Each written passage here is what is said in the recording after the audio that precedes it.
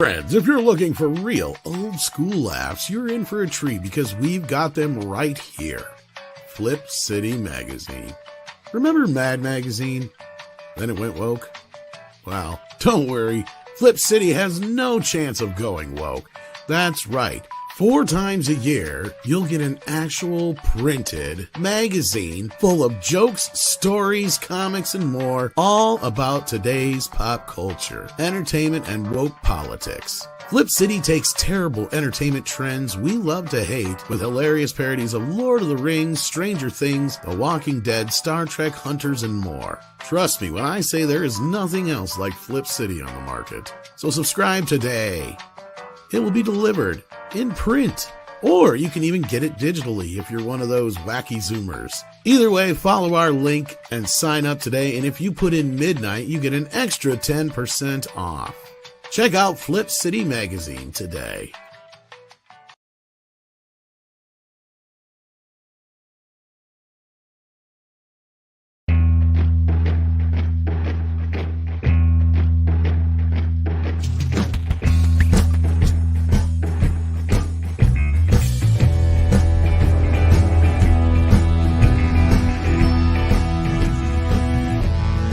Good morning, it's Hump Day. How's everybody doing out there in YouTube land? I'm Tom Connors. With me is the boss man, Andre. How are you doing this morning? Greetings, everyone. I'm doing excellent. So glad to be here with this amazing panel. And we got some very cool topics to talk about. Cool. We got some very intriguing topics to talk about with you all today. I don't know, I might still rather talk about toppings. But anyway, we got Culture Casino here. How are you doing? I'm great. I like chocolate sprinkles. I think a little bit of chocolate fudge sometimes. I mean, those are some good toppings. Indeed. Also joining us, we have Script Doctor from the Great White North. How are you doing? I'm doing well. Happy to be here. Ooh, you're loud. Yeah, a little bit, a little hot. Oh. But I think it'll even out once you start talking. All right. Also have joining us Mr. Paul Chato. How are you doing? I'm doing just dandy. Actually, I like the hyperbole of Andre's intro. It immediately reminds me of the opening piece of text that Entertainment Weekly had for the latest Marvels movie. We should read that text if you want hyperbole. You know, maybe they listen to me and they want it from me. Because I mean, you said, what a great panel, and it's going to be a great show. I went, whoa, the truth in advertising, man. There needs to be some kind of flashing on here. No, well, except for culture. Culture is brilliant. Wow, put me on the spot. Holy cow! I don't know if I can be engaging in that kind of a manner. You'll have to prove it now. Apparently. So yes, hello everyone. Nice to be here on on this Wednesday. It's beautiful here in Toronto. The weather's gorgeous, and I have to do this in my basement. I'm so joyful. Well, this is a life you've chosen. Yes. Yeah, sequester yourself during good weather. Don't blame us for your bad life choices. Hey, listen, considering the amount of good weather we have up here, and I'm doing this is the kind of dedication both Script and I are providing. Well, you guys can keep your weather. Pardon me? Quit sending the smoke down here. Is it still smoking? I thought it was pretty much done. I haven't seen any of it. So No. I think you're just next to a weed house there, Tom. No, that would be amazing. Yeah, no, because all the smoke, it went down to the States, and also it came across the Atlantic, and some of it even hit Europe. Yes. Yep. Yeah, well, the volcanoes do that too. I mean, I know. Let's blame it on Iceland. Blame it on the air patterns up in the stratosphere. Yeah. Damn air patterns in the stratosphere. Damn air patterns. Likely excuse. Yeah, no one talks about air patterns. They get off easy. We need to release some. We all know what you Canadians are up to. You're trying to smoke us all out. I should release some more aerosol gases, like show the heavens. Yeah, that's what we need to do. Like, this will keep all those foreigners out, eh? good. We'll just create a smoke screen, eh? Plus, it'll make the maple syrup all smoky. Well, smoky maple syrup is okay. Well, we like smoked bacon. Maybe You that's guys what's make happening. everything smoky. Everything smoked. Smoked bacon is great. Smoke peppered maple bacon. Ooh, Yeah. yeah, Say that's, that yeah, that sounds 5 good. times With fast. on top of poutine. On top of what? Smoked Poutine. poutine. You know what poutine is, don't you, Tom? I do. I was being a shithead Oh, okay. because you said poo. Welcome to Tom's grade 4 class. I need to taste one of these poutine things one of these days. Oh, it is good. Oh man, It's you get addictive. the real stuff. It's got to be chicken fat. It can't be just regular beef fat or whatever. It's got to be chicken grease on top of the fries with the curd. Wow, that is good. Yeah, it's introducing an almost immediate heart attack in several cases. Damn, but what a way to go. Mm-hmm. So you'll die younger, but at least you'll die happy. Die happy. I mean, that is if you like, again, if you're a Canadian who plays a lot of hockey, you kind of burn it off. So Oh, you yeah, don't really for have to sure. worry. But Basically, up there, you guys they eat so much poutine in Canada. If they did a movie, like Die Hard, it would be like more like Die Hard Arteries or whatever. I don't. Well, the thing is, in the wintertime, the poutine gravy solidifies much faster. Arteries. I had a joke there and I fucked it up. Don't worry about kind it. of. I thought you were heading. I had it and then I fucked it up because I got distracted. It's all good. We got super chats here though. Let's do some of those. STR Red Wolf says, with more trailers out, I see the Barbie movie say, I'm subverting expectations and show Phantom Menace style CGI errors. That's worrying me. I think only proper word of mouth will show if the movie is for me or for everybody. Oh, I didn't see I CGI errors. Okay, I haven't seen anything of that yet. Yeah, I didn't notice that. Yeah, or people aren't talking about it. Yeah, well, I've heard just more back and forth about what the movie's actually about, what the movie actually means, and the messaging and all this other business. So, who knows? We're going to talk a little bit about that. We got Dr. Longdongler here, who's been here for 20 months at the Midnighter level. Thank you so much, Dr. Longdongler. We got Pete Dencat, who's been here for 9 months at the Edgelord level and says regarding He-Man, the House of Mouse is up to its ears in debt, almost $100 billion. So I honestly can't see them buying anything soon. I'm not sure that was... I'm not sure the connection there is Disney talking about buying He-Man? No, that may have been me because I was like basically saying in the thumbnail, I think of something. So if you look at the thumbnail, I basically put like, well, Disney and Netflix are competing for the failure right now because none of them can do anything. You have like Disney is failing with literally everything, and most notably and most recently with Snow White and the 7 Days.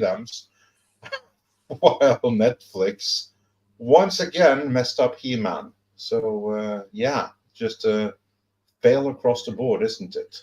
No, in fact, I'd argue they didn't mess up He-Man. In fact, the best thing they could ever do was to cancel this movie. We did kind of dodge a bullet there, and we will get into exactly why that was. Yeah, absolutely. And then we've got Dr. Longdongler sending in a super sticker. It's a thumbs up. Hit that thumbs up if you haven't already. And what's your first thought agrees. You should hit that thumbs up as well. Kenneth LaRock says, sorry, but this will be the last one for a while. Oh, I'm sorry to hear that, Kenneth. Hopefully everything's okay in your life there, buddy. Take care of yourself and reach out to me in the chat and let me know what's up if everything's all right. Coach O'Dragon has also been a member for 8 months at the Midnight level. Thank you so much. STR Red Wolf says, to the Canadians, tell those hosers you're smoking your bacon wrong, eh? Yeah. Mm. Yep. You can't make fat back like that. Bacon. Cosmic Castaway says, Chato, I would watch Sicario 3 Snow White. Ooh. Yeah. That was the basis of my reimagined Snow White. Was Snow White has Sicario, that Narcos, because I thought that was hilarious.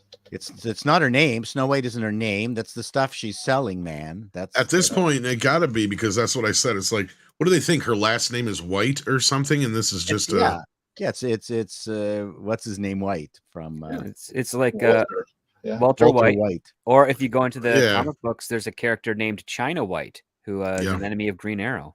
I was actually trying to work in a Wendy White gag in my video, but I thought, okay, now that's stretching it. I don't think anyone is going to make nobody would get that one. No, I know. Yeah.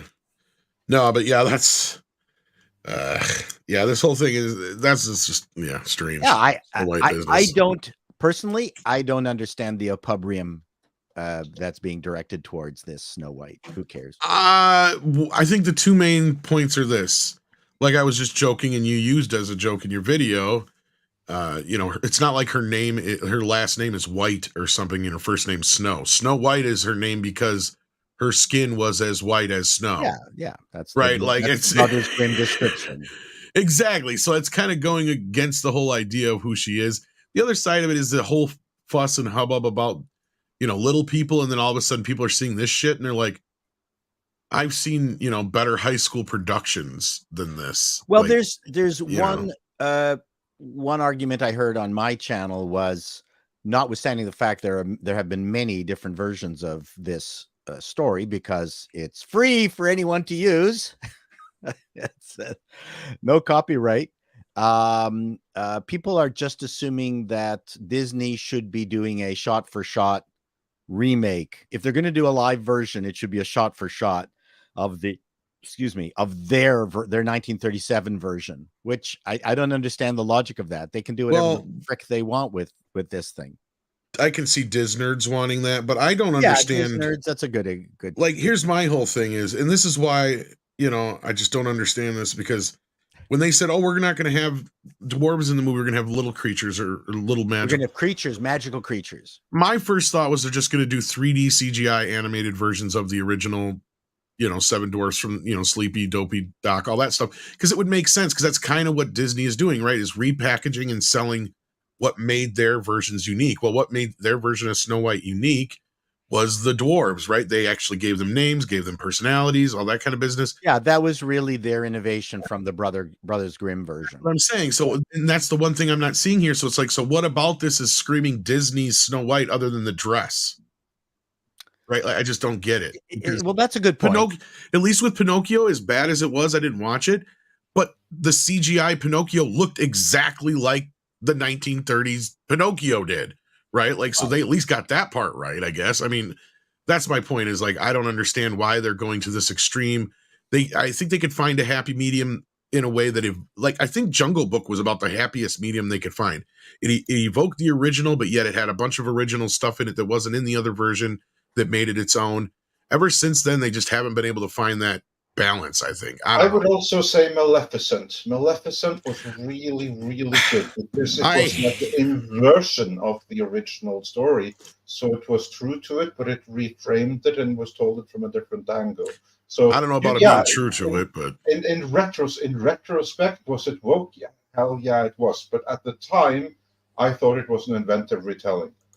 I didn't think it was so inventing, because it's basically just the Wicked effect. Like, Maleficent is really like just them trying to put the Wicked idea into Sleeping Beauty, and it's like it didn't quite work for me. Because I've seen Sleeping Beauty. At least with the Wizard of Oz, there's enough room for interpretation there to switch around and see how things could be from another angle. With Sleeping Beauty, it's really difficult for me to see Maleficent, a bitch who turns into a fucking dragon at the end of Sleeping Beauty, is somehow the good guy here. Right? That's a big difference. I can see where Glenda, the quote unquote good witch, is actually the bad witch, because that bitch sends Dorothy on a fucking wild goose chase through Oz when all she had to do is say, tap your heels together, you can go home. And she used the bitch to kill her sisters.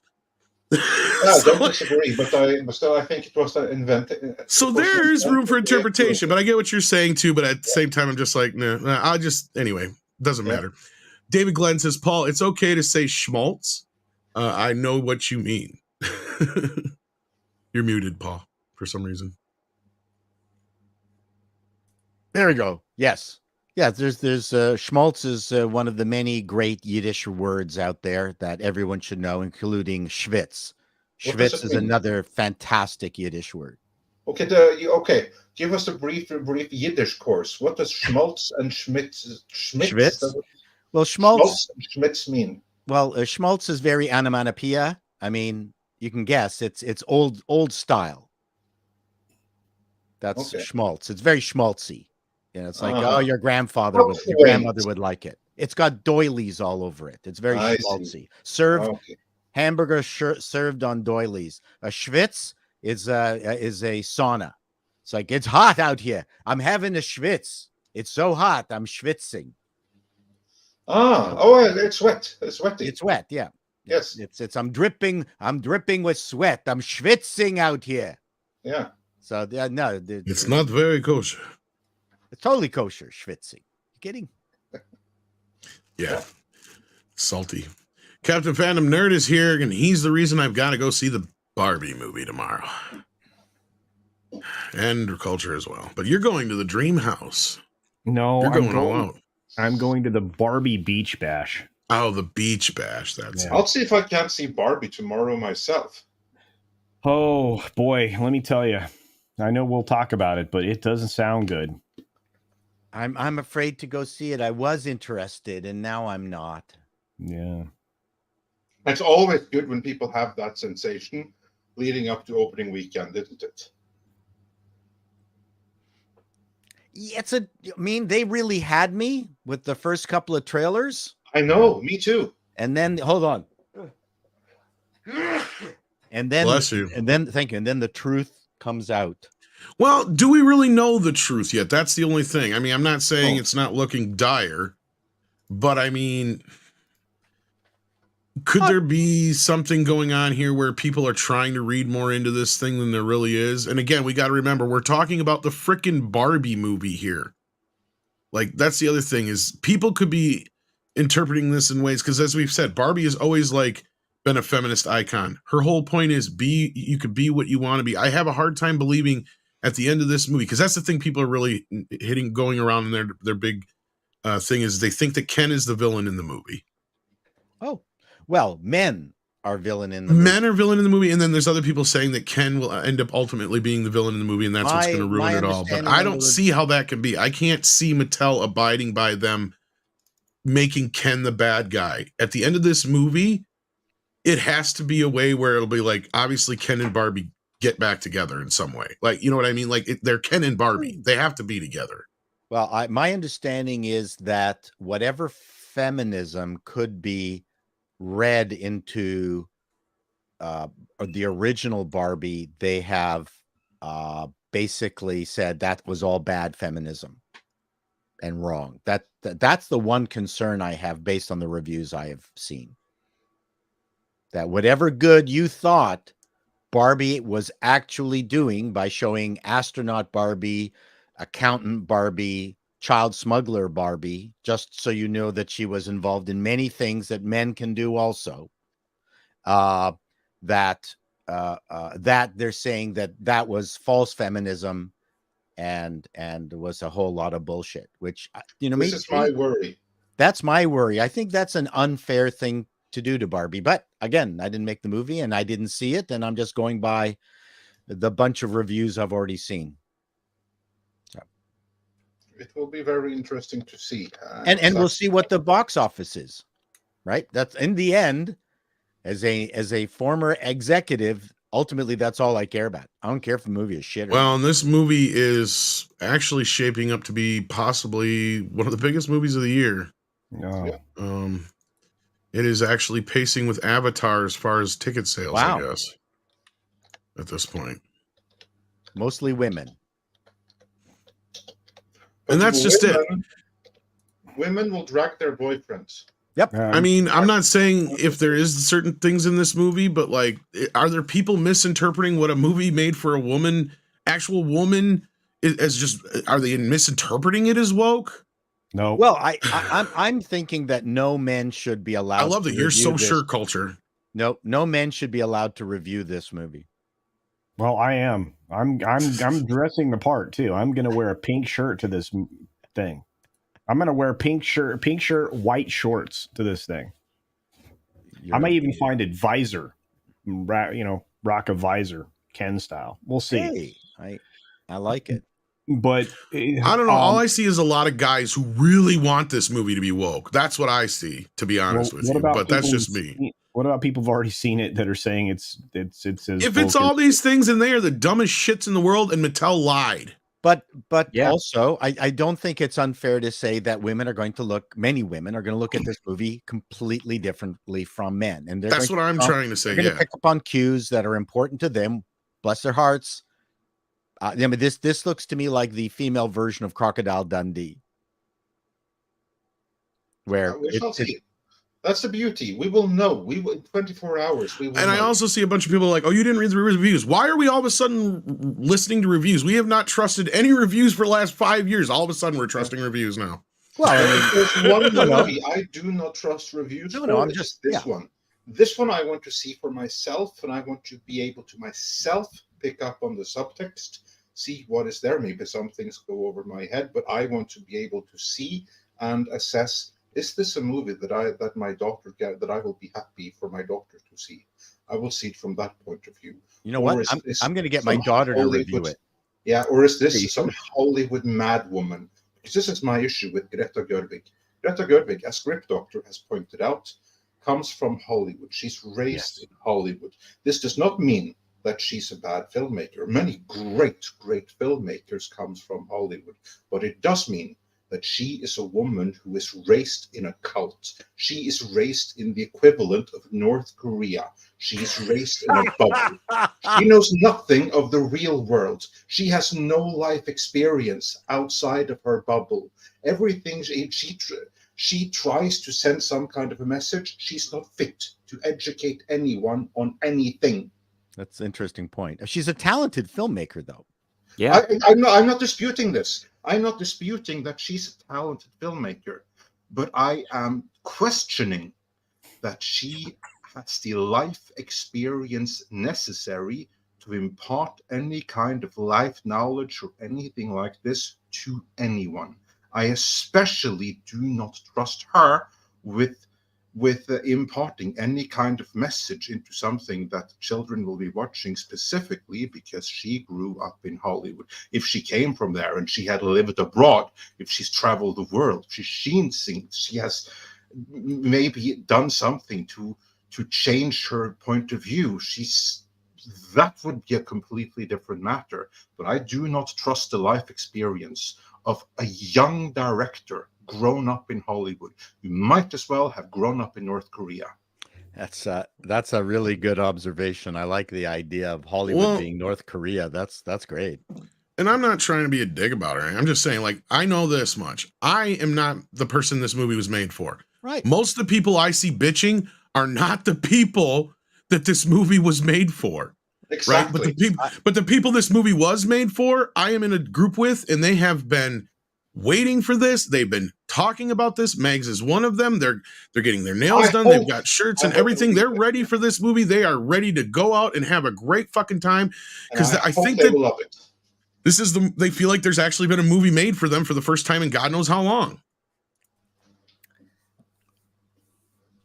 Well, I really hope this movie is. So I'm going to trust their opinions before I trust anybody else's. Absolutely. Okay.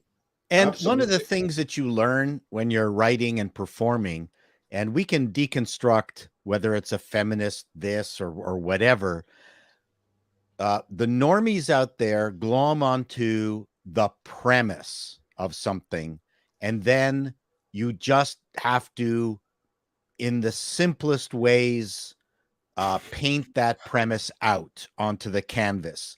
It doesn't have to be perfect. There are an awful lot of perfect movies out there with fantastic casting, beautifully written dialogue that has died. I have learned this lesson many times, is that the premise that fits into people's minds like a one of those songs, like earwigs. What do they call them? The earworms. Earworms has a much bigger effect than all the plans that you can possibly make for a movie. So if this has fit into the zeitgeist of an audience, it doesn't matter if it's right or perfect. It just needs to hit enough of the correct notes along the way, and it will be a big hit. Okay. How many times in a film should you use the word patriarchy? Well, that could be a problem. Comedically, or is it preachy? That's the problem. Well, this film, narratively, supposedly, every once in a while, once it gets going, and again, this is from multiple reviews now that I've read. It actually uses the term? Oh, yeah, 10 times. Yeah. 10 times? Yeah. So they're trying to, like, what, reduce its meaning? I don't know, but I know this, that every time the film gets any kind of momentum, and this I've now seen related in multiple different ways and from multiple different critics, every time it gets momentum, it starts into preach mode and kills all the momentum the film has. There's a lot of tell, not a lot of show. So I'm going to see it. I'm going in with as open a mind as possible, but everything that is coming out is confirming it, including Grace Randolph's idiocy, which, you know, wow. Anyway. Well, I know Nina has a detector for woke shit like you wouldn't believe. She sniffs it out like a bloodhound. So if anybody is going to call it out, it's going to be Nina. And I see, like, you know, Mags in the chat, she says the same thing. I know these women will be very honest about it, because if they're disappointed, they're going to let you know. Yeah. And that's who I care about and how they feel about this. Because this, like I said, this movie ain't made for me. I've got zero invested in this. I'm invested in their investment, because I've seen them so excited in the last, like, couple months here since we first got that first trailer. So we'll have to wait and see what they think, and then I'll judge it on that. And plus, seeing it myself, because I have to. Well, as Andre said, do we need another preachy movie of Hollywood preaching to the rest of the United States what their morals should be? Rest of the world. That's what makes it even worse. You're not to preach. Yeah. You're preaching to a worldwide audience, and for a young director like Greta Gerwig, who knows nothing of the world, to just do it from an ideological point of view. I mean, what better textbook example of propaganda can you think of? And how many? I would say there's a vastly greater number of middle-aged women with their original Barbies in Iowa than in any of the cities. Well, and people forget that Barbie doesn't have just a big female audience; it has a big gay audience. It does, yeah. Which so they probably love this. You got to remember they're playing it toward. And look, I've seen a lot of guys say they already made a Barbie movie. It was called Legally Blonde. How do you consider that a Barbie movie? That bitch is dumb as a box of rocks. I love that movie. I'm not saying it's a bad movie, but how is it a Barbie movie that has nothing to do with Barbie? And if anything, she's in pink. It's an anti-Barbie movie, because Barbie can be anything and she's smart. The chick in that works, or, you know, becomes a smart person and by the end of the film. That's not how she is at the beginning. That I don't see as Barbie. Well, the thing is, the difference is that with Legally Blonde, it's a woman who applies herself to the things that she's passionate about. And then she decides, okay, I'm in love with this guy who's going to be a lawyer, who says I can't be a lawyer, but I'm going to show him I can. And she just reapplies her skills there and ends up becoming a very, you know, useful and knowledgeable legal student, and ends up winning a case because she's done what a good lawyer does, which is drawn from every experience they have in order to seek out the truth. Yeah, but my point is that's not Barbie. I don't know why people are saying that's a Barbie movie. But because she was in pink. That's why they're saying pink and blonde. That's my point. And the point I'm getting around to is men don't fucking understand Barbie. That's my fucking point. So it's not made for us. The fact that people are going around saying we already had a Barbie movie called Legally Blonde proves my fucking point. It's in the chat right now. It's all over the place. Every place I go, it's on Twitter, everywhere. People are like, "Oh, we already have Barbie movies called Legally Blonde." I'm like, how does that have anything to do with Barbie? Just because she's wearing pink? And why can't we have 30 Barbie movies? Yeah. Like, I don't understand. Is there a limit? Is there some kind of legal limit to the number of Barbie movies? Well, no, but that's the point. There hasn't been one. This is the first. I think that's the point Tom is trying. I'm fine with a Barbie movie. I'm like, you know, diversify your audience with your content. I mean, that's one thing. We haven't had a Barbie movie before. We should, because it's one of the biggest dolls in human history to sell. Like, why not diversify the market and do some more media? Make it, make it something that's good for the audience. Yeah, we've also had tons of, like, stop motion and animated Barbie movies straight to video for girls that did really well. Barbie video games. Barbie video games. You know, I love watching all these guys squirm in the chat just because I'm not going with the fucking echo chamber on this one. Well, this is hilarious. We've had a live action film of Bratz. Remember Bratz dolls? Mm-hmm. That thing that came before Barbie. That's actually should be a curse, like, you know, a sin almost. It's like, wait, you're gonna do Bratz before Barbie? Really? Well, I mean, to be fair, there have been a buttload of those Barbie films. I mean, there's but I'm talking like theatrical live action. Bratz Yeah. superseded Barbie, which that's a crime. Well, Josie and the Pussycats got a. I mean, let's just. Gem and the Holograms. Gem and the Holograms. Yeah, Gem. Hey, Josie and the Pussycats wasn't too bad actually. Would, that one was better Spice than Girls, it had the right to be. Spice Girls be a Barbie offshoot? No. Yeah, Spice Girls was them trying to recreate the Beatles film things they were doing there. I'm not talking about the movie. I'm talking about just the musical group. Oh, the musical group. Yeah. Ugh. The movie was. I was them trying to redo the Monkeys, but with women. Yeah, basically. Yeah. How do you actually wasn't that basically a spin-off of the Archies anyway? Oh, that's a good question. I'm not sure. I think it was actually. I think every boy band, every band is a spin-off of the Chipmunks. This is true. You're not wrong. Well, actually, they're all trying to be like the Beatles and stuff, basically. Alvin! Okay. Wow, did everybody have that power record? Oh God, Dave Seville, man, and the Witch Doctor. People forget about that one. That was the first one, actually. I told the Witch Doctor I was in love with you. Boom, boom, boom, boom. That's right. Yeah, let's keep moving here. We've got Callum Lyle, who says we missed his first 2 super chats. Andre, I did not see them in the depository here. Go and check so please do. Here. My guess is they came in ultra early. I've got access to the fan funding tab on the. And what does it say there? So for an Australian 5 from Callum Lyle, he says live action or animated because I still want the crying shill to suffer. You know he cried when he saw his Superman in the Flash movie. That's what he said for the first Kevin 5. Smith? I guess Kevin so. Smith, yeah. And then Callum Lyle for another 5 says, where can I find that clip of Tom going over what happened, what part 2 of She-Man was about with his toys? Actually, it's in quite a few places. The most recent place where you can find it is in our most recent Conan video, where we go through exactly what went wrong with He-Man over at Netflix, because that ties into what went wrong with Conan over at Netflix. I have it clipped out here. That's one of our topics today. That is one of our topics today. Yeah, He-Man is. and Barbie, and it's not a coincidence. So there you go. There's the link in the chat for you. That's just the clip by itself from Mead. But otherwise, that actually originated on Comics Division's channel when I did that. And it was hysterical. It was great. It was magic happening right Almost there. as good as the Indiana Jones and Flash one I did too, huh? Yes. Oh, yeah. That was so good. You see that Batmobile over there? It's beautiful, isn't it? Don't look at it. You're never going to see it again. Action Com says, Andre, why is Norway taking it from these Canadians? That's right. First, they insult you with the moose sculpture, and now they're trying to smoke you out.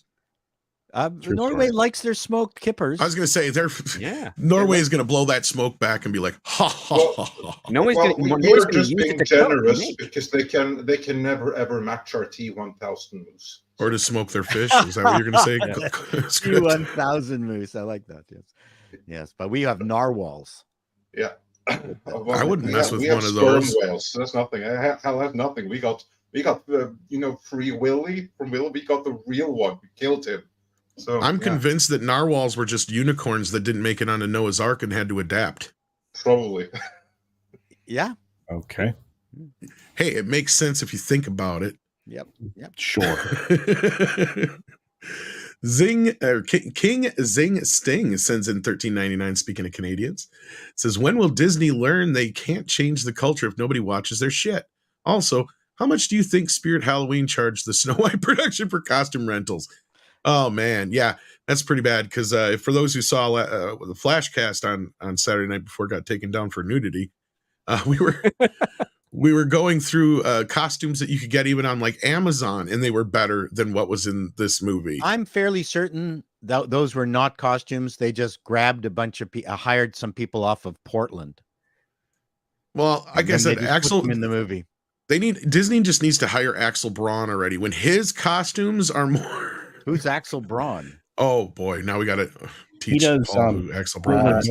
He is an adult filmmaker who apparently hasn't been working much since the pandemic. So they made he was most famous, or at least got biggest, when Captain Marvel came out, and his version of Captain Marvel looked more like the real Captain Marvel than Captain Marvel did. Wow. Yeah. How way? And Way. buxom. Yes. And Tom, before you move on with the super chats, I see Sure. two more that we may have missed in the beginning here, because Please grab them. Callum Lyle wasn't the only one who sent 2 super chats that didn't get auto notified by Auto grab. We need to make a note to ST complain to StreamYard. Yeah, STR Red Wolf sent us 2 as well. First saying, with more trailers coming out, I see. We got that one. We got it. Okay. Well, Yep. never mind. Yeah, I just. No, just Oy make sure vey. at least. Better to make sure then. Oy, Big Boss. Oy vey. See, Yeah. I've decided to sprinkle Yiddish throughout. You're gonna our be entire Yiddish show Paul all today. day. That's fine. Hey, try to sprinkle the chat with some shekels too. That'd be You need some. Hey. You need some big, thick. Do you have any old, big, thick rimmed glasses? So Then you'd look here's- just here's- perfect. Here's the Yiddish one. Not just shekels. We want geld. So get on the channel right now. Give us geld, which is There you gold. go. Before we geld you into giving us So we more. guilt you. We guilt you into gelting. That's right. Big Boss says, to piggyback on Tom's rant on Maleficent, I think the biggest F up in retelling was Cruella. Yes, their fucking parents are killed by dogs. What the hell? How do you take a megalomaniac and who wants to skin puppies and make her sympathetic? Exactly. Like I said, I don't give a shit what excuse you come up with. Like, of all the bad guys in the pantheon of Disney, Cruella de Vil is the one who earned her name the most. Why? Because that bitch wants to kill puppies for no other reason than because she wants a jacket out of them. Yep. It isn't. There's nothing more to it than that. Nope. That's what makes her freaking evil, is because she has no reasoning behind it. She just saw the puppies and was like, I want a jacket made out of that because nobody else has one. That's why I want it. It has nothing to do with anything other than that. This whole stupid backstory, that was dumb. Dumb. Did anybody here actually watch the whole stupid thing? No. I would Right. never Culture. subject myself to that. It looked horrible. I made Amy Adams looked horrific. Or I you mean, mean Emma Stone? Emma Stone looked. I made it in 10 minutes, Tom. That was it. I'm still waiting for the sequel. Yeah, so is Emma Stone. Yeah, so is her bank I account. I didn't believe her as a Japanese person or Cruella de Vil's assistant. I'd say. Yeah. I actually, well, I'm not get into it. Cruella de Vil. I have a soft place in my heart for Emma. I like her. I thought she do was too. just- That's what's sad. Exactly. Yeah. I like her. She just couldn't pull off the evil. You know, Yeah, she some was the people- best Mary Jane to ever play Gwen. Script knows what I'm talking about. She was the perfect Mary Jane. And what did they do? They dyed her hair blonde and made her play Gwen. It was like, what the fuck are you Emma doing? Stone is a blonde. I know, but she was always a redhead in movies. Well, she prior was to that, introduced as in a redhead first because that's kind of what got her noticed. but she always used. She stuck with Yeah. it. Is my Yeah, point. Yeah, that's what got her noticed, right? Yeah, that's what got her No, noticed. she was perfect for the part, if you ask A me. redhead that doesn't have abrasive freckles, yeah, that gets you noticed in Hollywood. Okay, well, that's not what I was. Yeah.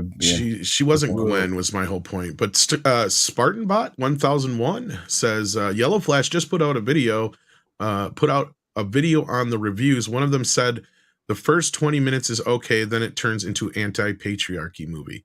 But where does it settle? That's my question. This is a very funny post here because they're quoting third parties commenting on second parties seeing.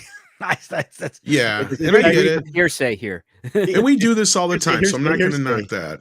But I think Script is right. Is how are they using it? How does it resolve itself? Like, but do women care? That's ultimately the point. and that's the other thing too. Well, Is at the end of the day, here's the contrast, right? If Barbie lives in a Barbie world where Barbie is in charge of everything, and she goes into man's world where women aren't in charge of anything, she's probably going to be shaken by that. It's a fish out of water story. And now I'm not trying to justify it like, yes, that justifies, if there's woke things or not. I'm just saying on a premise side of things, there's something fun to explore there. Now, my curiosity is, well, how do they do that? Do they go the low hanging fruit? ideological realm, or do they go in a proper like fish out of water Austin Powers in the 90s from the 60s realm where they just don't make sense to them and they're butting up against systems and whatnot, and the commentary is kind of flippant and uninformed because they don't know this world? My understanding is it's the evil Mattel. They've turned Mattel into an evil corporation run by Ferrell, and that's the part that people hate the most in the movie. Is the most disconnected part is the entire Will Ferrell component. Which I think is funny that they allowed Mattel allowed themselves to be considered the villain in the film. Yeah, that's actually quite clever. I mean, is Barbie on a quest to save Mattel? Because if that's the case, that could also be kind of fun. That I have no idea. I mean, the various versions says that component is the worst part. It's the one part that does not make any sense. Various versions of the story that I've read, and again, this is second, third-hand information. The whole basics of the story is like you just said. Barbie leaves her world because something's not right with her and she's got to figure it out, whatever. She gets to the real world, finds out that, yes, I heard a part of it is that like because men run it and all this other shit, it's more of a different kind of world for her. She don't like it. Then she goes back or whatever, and things go back to normal at the end or whatever, from what I've heard. I don't know for sure if that's how it ends, but if that's the case, then I think script is right as far as how it's resolving itself. Is Barbie, knows she's needed in the Barbie world. Her and Ken need to be together by the end. If those two things are not resolved by the end of the film and they're not together and she decides to change the Barbie world or something, then I can understand how people are having an issue with this movie. And I would too. But again, it's not made for me. Listen, if we're going to do this again, we need to have a speculative spoiler alert. Because we don't know what the fuck is talking spoiler alert. Yeah, I don't either. That's the thing. Is like I'm trying to piece all this shit together. And people are saying things, and then I'm seeing clips from the trailers, and other clips are dropping, and I'm like, that doesn't even jive with what people are saying. So one of you guys needs to watch it. I'm going to tomorrow. He's seeing it tonight. I'm going to ask my daughter to review it on my channel. Well, and that's what I was going to say. Is Andre, you should take your daughter and see what she says about it too. But I think I want to see this one first. That might be a good idea. And then. Once I know that this is the propaganda, then we're going to enjoy it together. That's fair. Yeah. Nin Pao Bob says, I think the old DDR, East Germany, fairy tale movies look better than what I think means what Disney is doing. Yeah, well, I mean, that's just it. If they just lean into more of the things they didn't necessarily touch on in the original stories, that would be interesting. I never watched the show, but I know women were really into, I had a girlfriend at the time was really into that show that ABC did with all the princesses. Once Upon a Time, where they were really into that show. Yep. I think we're spending too much time kvetching about a movie we haven't seen. Well, no. I'm talking about the Disney part of it. Like with them remaking. Have you seen that at all, Paul? That show they did where it's basically, Yeah, I thought that was an interesting, unique kind of idea. It wasn't made for me, and I didn't care for it all that much. But it was a clever show. I liked it. But at least they were trying something different. Yeah, it was good for one season. Beard sends in 5 and says, "Man, I wish I hadn't promised my wife I'd watch Barbie with her. I grew up with being told I'm trash because I'm a man. I don't want my fun time to tell me that too." Well, guess what? Here's the upside of this. You go out, you take the wifey out to Barbie, you're probably going to get laid afterwards. Listen, your wife is schlepping you to the movie. Number 4. Yeah. We were joking about this. Like, has anybody else here seen that South Park episode where the guys realize if they go sit through that boring opera or whatever it is that their wives it's Wicked. They take their wives to Wicked. Wicked. That's what it was. Yes. Thank you, script. And then Randy decides to make the ultimate play that gets all these sorts of sexual things. It's a great episode. Guys, just watch that episode before you see Barbie. Just remind yourself what you're doing here. I had to do that a few times. We've all had to do that if you have a girlfriend in your life. You have to take one for the team. Exactly. There will be a reward in the end, one way or the other. Sometimes you got to go see Under the Tuscan Sun to get laid, okay? It's just, you got to do it. Yeah. Dash Attack says, I'm going to see Barbie. I don't think it's going to be ultra woke. Well, I hope so for everybody's sake, but doesn't seem to be that way at this point. King Zing Sting says, hearing the patriarchy assessment makes Will Ferrell's patriarchy comment from months ago about the film make more sense. Pinochet's Helicopter Tour says, hilarious. Tom thinks Mattel's sovereignty over IP decisions and doesn't want to do financial masters demand of him. A corporation lies, sweet summertime. No, I'm not saying that. I'm just saying after the success that Nintendo had with Mario, they watched over that like a hawk. I mean, I don't know how much power Mattel had over this, but the fact that they were running Very interference, the fact that they're running interference means that they don't want this shit to be a problem. Yeah. I mean, and if this goes the way that people are saying it is, it dives off a cliff the second weekend, because that's what I've been saying this whole time about the box office is, you know, it's been a shit year for the box office. This is shaping up to be the worst year since 1974 from what Culture had done in his research so far. Yeah. And no blockbuster movie, good or bad, has done very well. Even Mission Impossible is underperforming at this point. Yep. Sound of Freedom is performing like blockbusters, while that's doing poorly, which we were talking about the other day. Mm-hmm. And at this point, if Barbie underperforms too, then there's a serious fucking issue. And unless it's a bad movie and it falls off a cliff after a great first weekend. There's that, but basically, I think it's the fact that maybe audiences are basically readjusting what it is they want to do with their time, with their free time, and the fact that the Hollywood itself has not put out enough things that incentivizing people to say, you know what, let's go to the movies tonight, because that's not even something that, like, even for when I first started dating my girlfriend. We were never even thinking like, hey, let's go to the movies. Like, that was not an option to us. We wanted to go places where we could talk and eat and communicate well. And in a movie theater, you kind of have to be silent. And there was also nothing playing at that point that we wanted to see. Like, that was the other part too. Like, where is the FOMO for blockbuster films nowadays? Like, I don't feel like it's there anymore. Exactly. I think that's happening with regards to, the industry. And the other part too, which I think, because this last weekend did not really pull in the numbers they wanted to, maybe there's a little bit of solidarity in states like New York and California where they're not going to the films because of the strikes. There's always that factor that has to be that may affect it. But I think Paul's bigger point was right on Friday when he said that these two generations, the two up and coming ones, the Zoomers and the millennials, just going to movies aren't their thing. And unless you put a movie out like Spider-Verse, or maybe even Barbie will be one of those movies to get them in the theaters, they're not going to go. And I think Hollywood's going to have to learn at some point, and this is what we've been saying all along, is you can't make a movie for everybody. So you need to start budgeting these things and start making them for specific audiences, kind of like they used to, and then hope things will reach out beyond their main audience. I got like a Sound of Freedom. If we now, this is possibly completely naive. If they can create that wall of movie, what do you call it? Output, where there's a terrific variety, I think people will get back into the concept of cinema. Yeah. And I am seeing that, and we talked about it before we started the show, a whole bunch of trailers that I've seen that Andre has said, wow, put together the list of a bunch of the trailers I like for the upcoming Friday show, and I'm going to be doing that. And that's what we need. We need a huge wall of interesting movies, and I think that's what will bring people back. Except that right now, because of how risk averse all of these studios are, and they are going to be even more so now because they're all under financial gun, they can't afford to put out a wall of movies. They can't afford to take risks on a variety of different mid-level things. They might do a couple of them. I mean, obviously they can pay off substantially, but this isn't a lesson that Hollywood has been willing to accept. Joker was an example of a film that was a mid-level, a $55 million film that earned the filmmakers a lot of money, and the studios were like, crap, we did this badly. So they still didn't learn that lesson. They missed out on a huge payday for that film because of how risk averse they were. And this is a constant thing that's happening.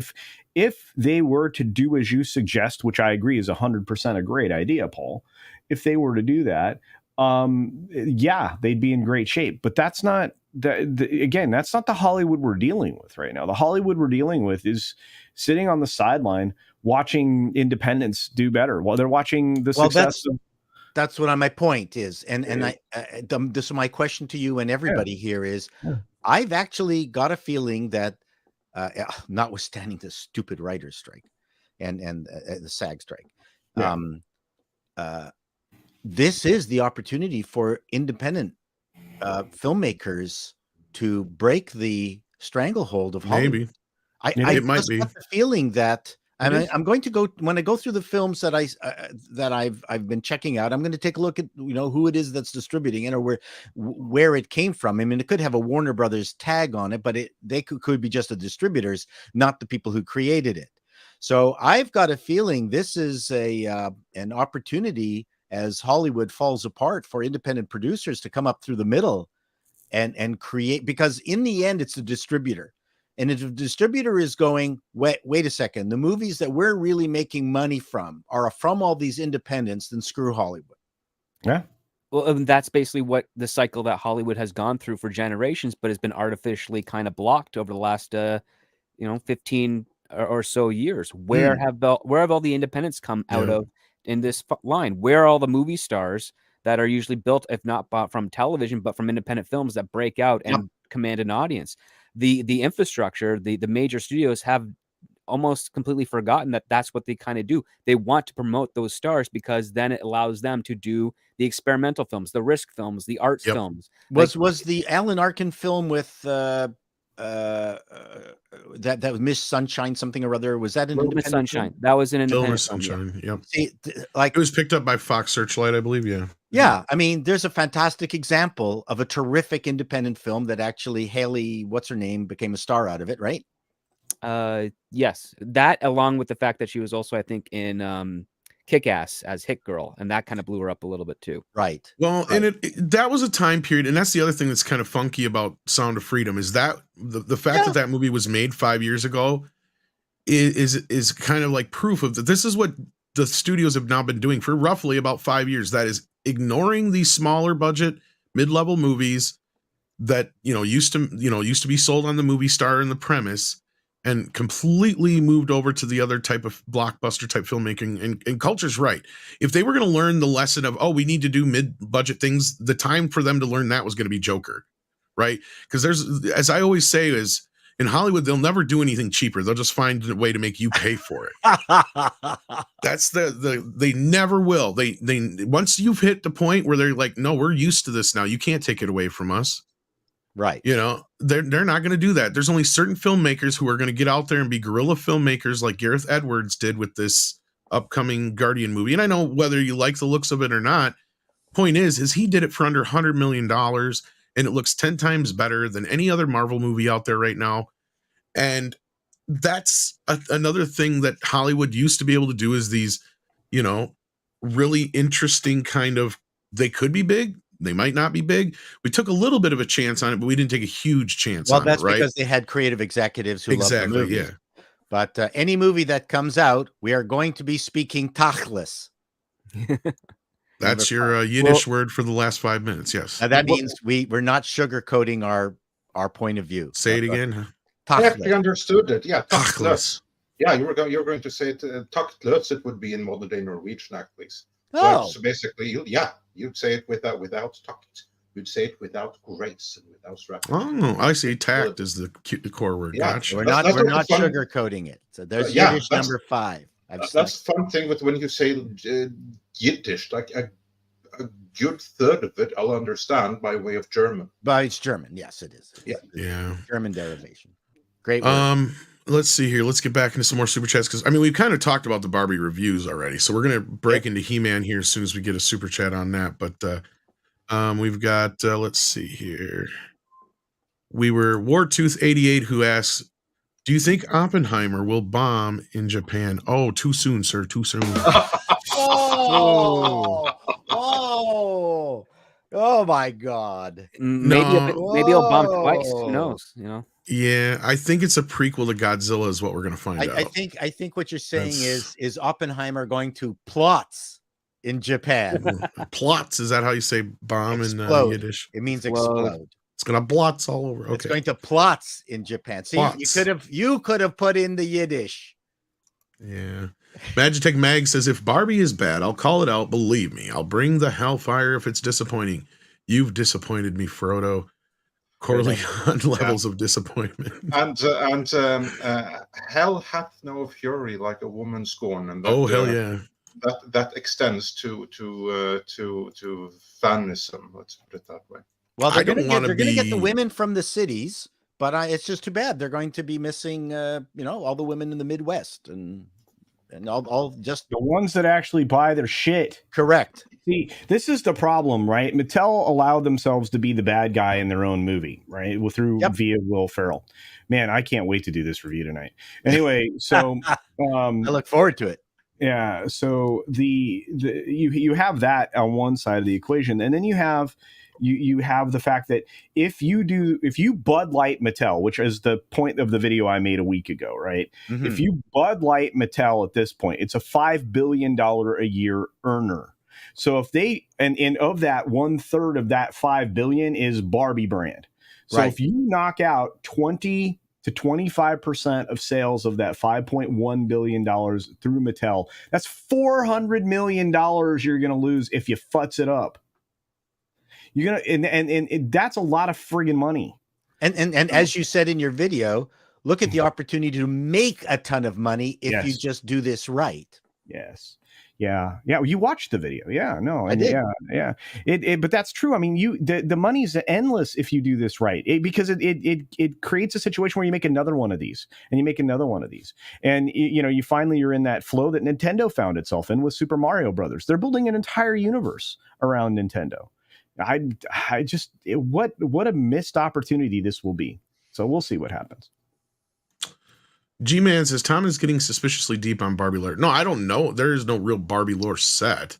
I'm the one that sat down deep on Barbie lore. I'm the one that wrote the videos. So yeah, I was going to say, the thing is with... At one point, there actually was a Barbie lore. And the canon full name of Barbie was Barbara Millicent Roberts, I believe it was. And she was from somewhere in Wisconsin. That's the canon name for Barbie the character. But at some point in the last few years here, Mattel decided to ditch that canon and kind of like start over when that became problematic. But there was a Barbie canon at one point. Look, I mean, there's some possibility like that there's this I guess this individual, I don't know her name, but she just took over the Barbie division here not too long ago, I guess, is part of the problem too. So that could be where some of this stuff stems from, where all the changes have come from in the character. But and Mattel are also doing like their own Mattel Studios modeled after Marvel Studios, and they have agreed to like some changes and updates to that end. Were they good changes and stuff? We will just have to wait and see. Yeah. Ryan sends in 50 euros. Holy crap. Thank you, Ryan. Says, if Disney is having a yard sale, then Lucasfilm is the stained mattress nobody wants. Nobody wants their damaged goods except for equity firms. Who'll melt them down for cash? Yeah. Oof. Yeah, this is kind of the thing when people bring up, oh, Lucasfilm is for sale or something might be getting sold. It's like, why? Why would Disney even do that to themselves? And I know there's like, well, they did it in the past with Power Rangers and they were at a completely different spot when they did that.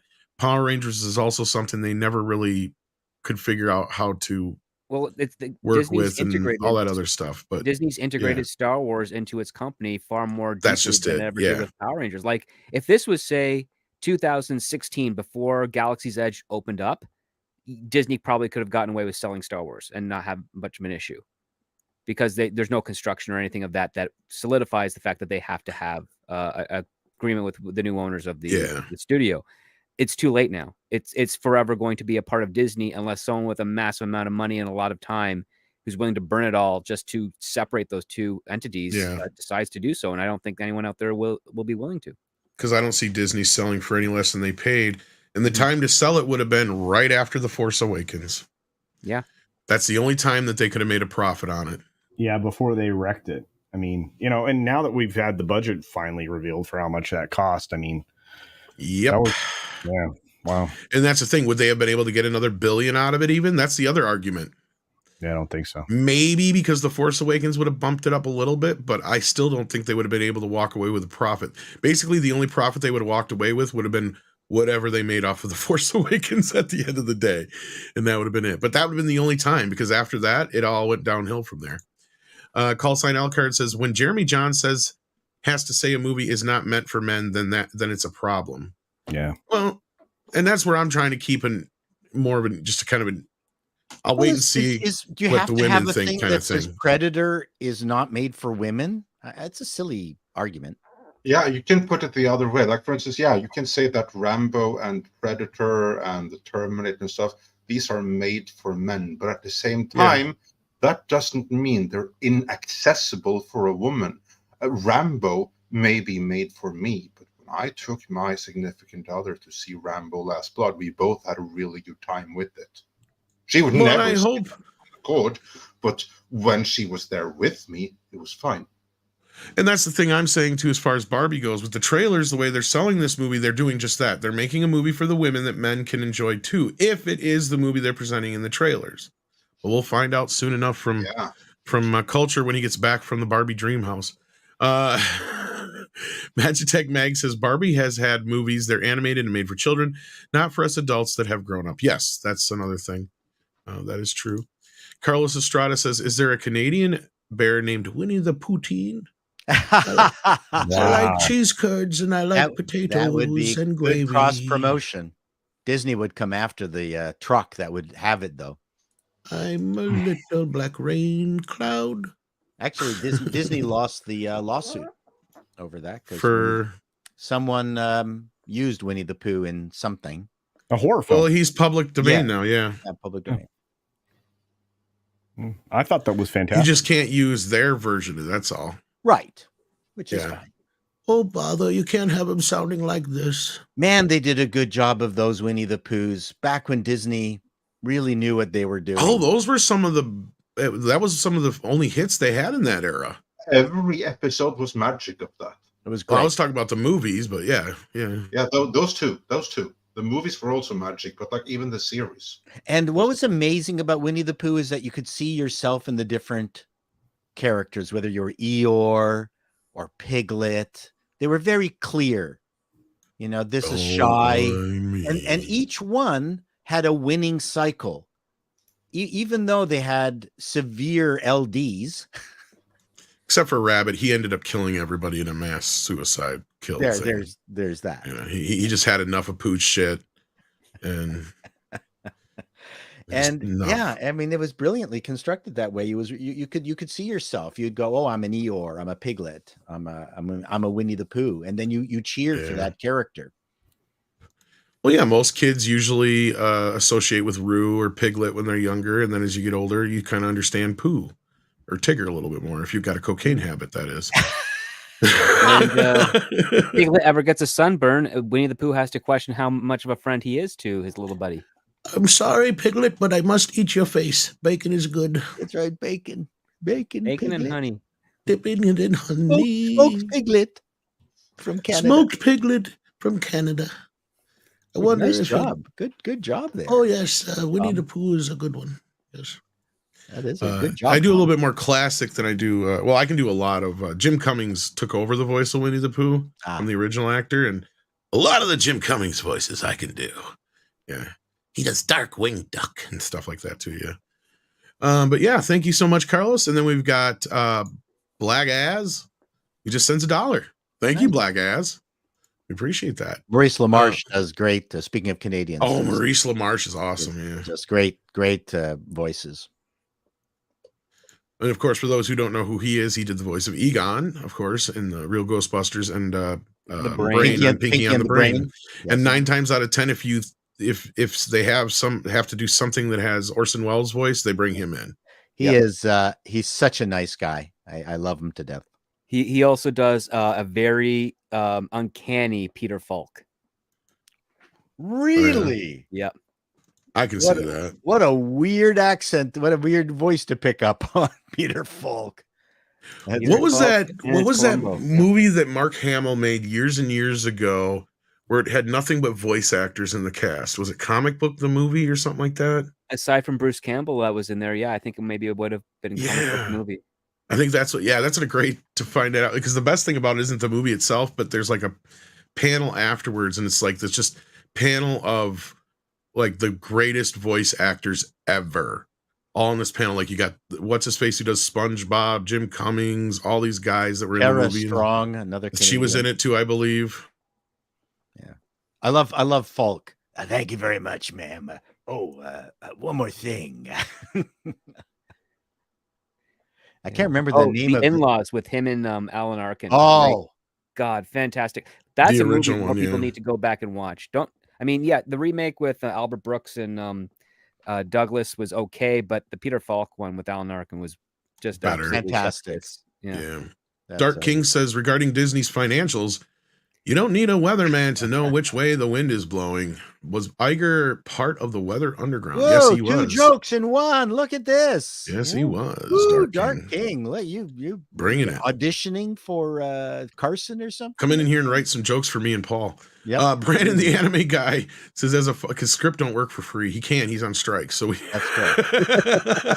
You're not AMPTP, are you? Yeah, can you come in here and scab for script?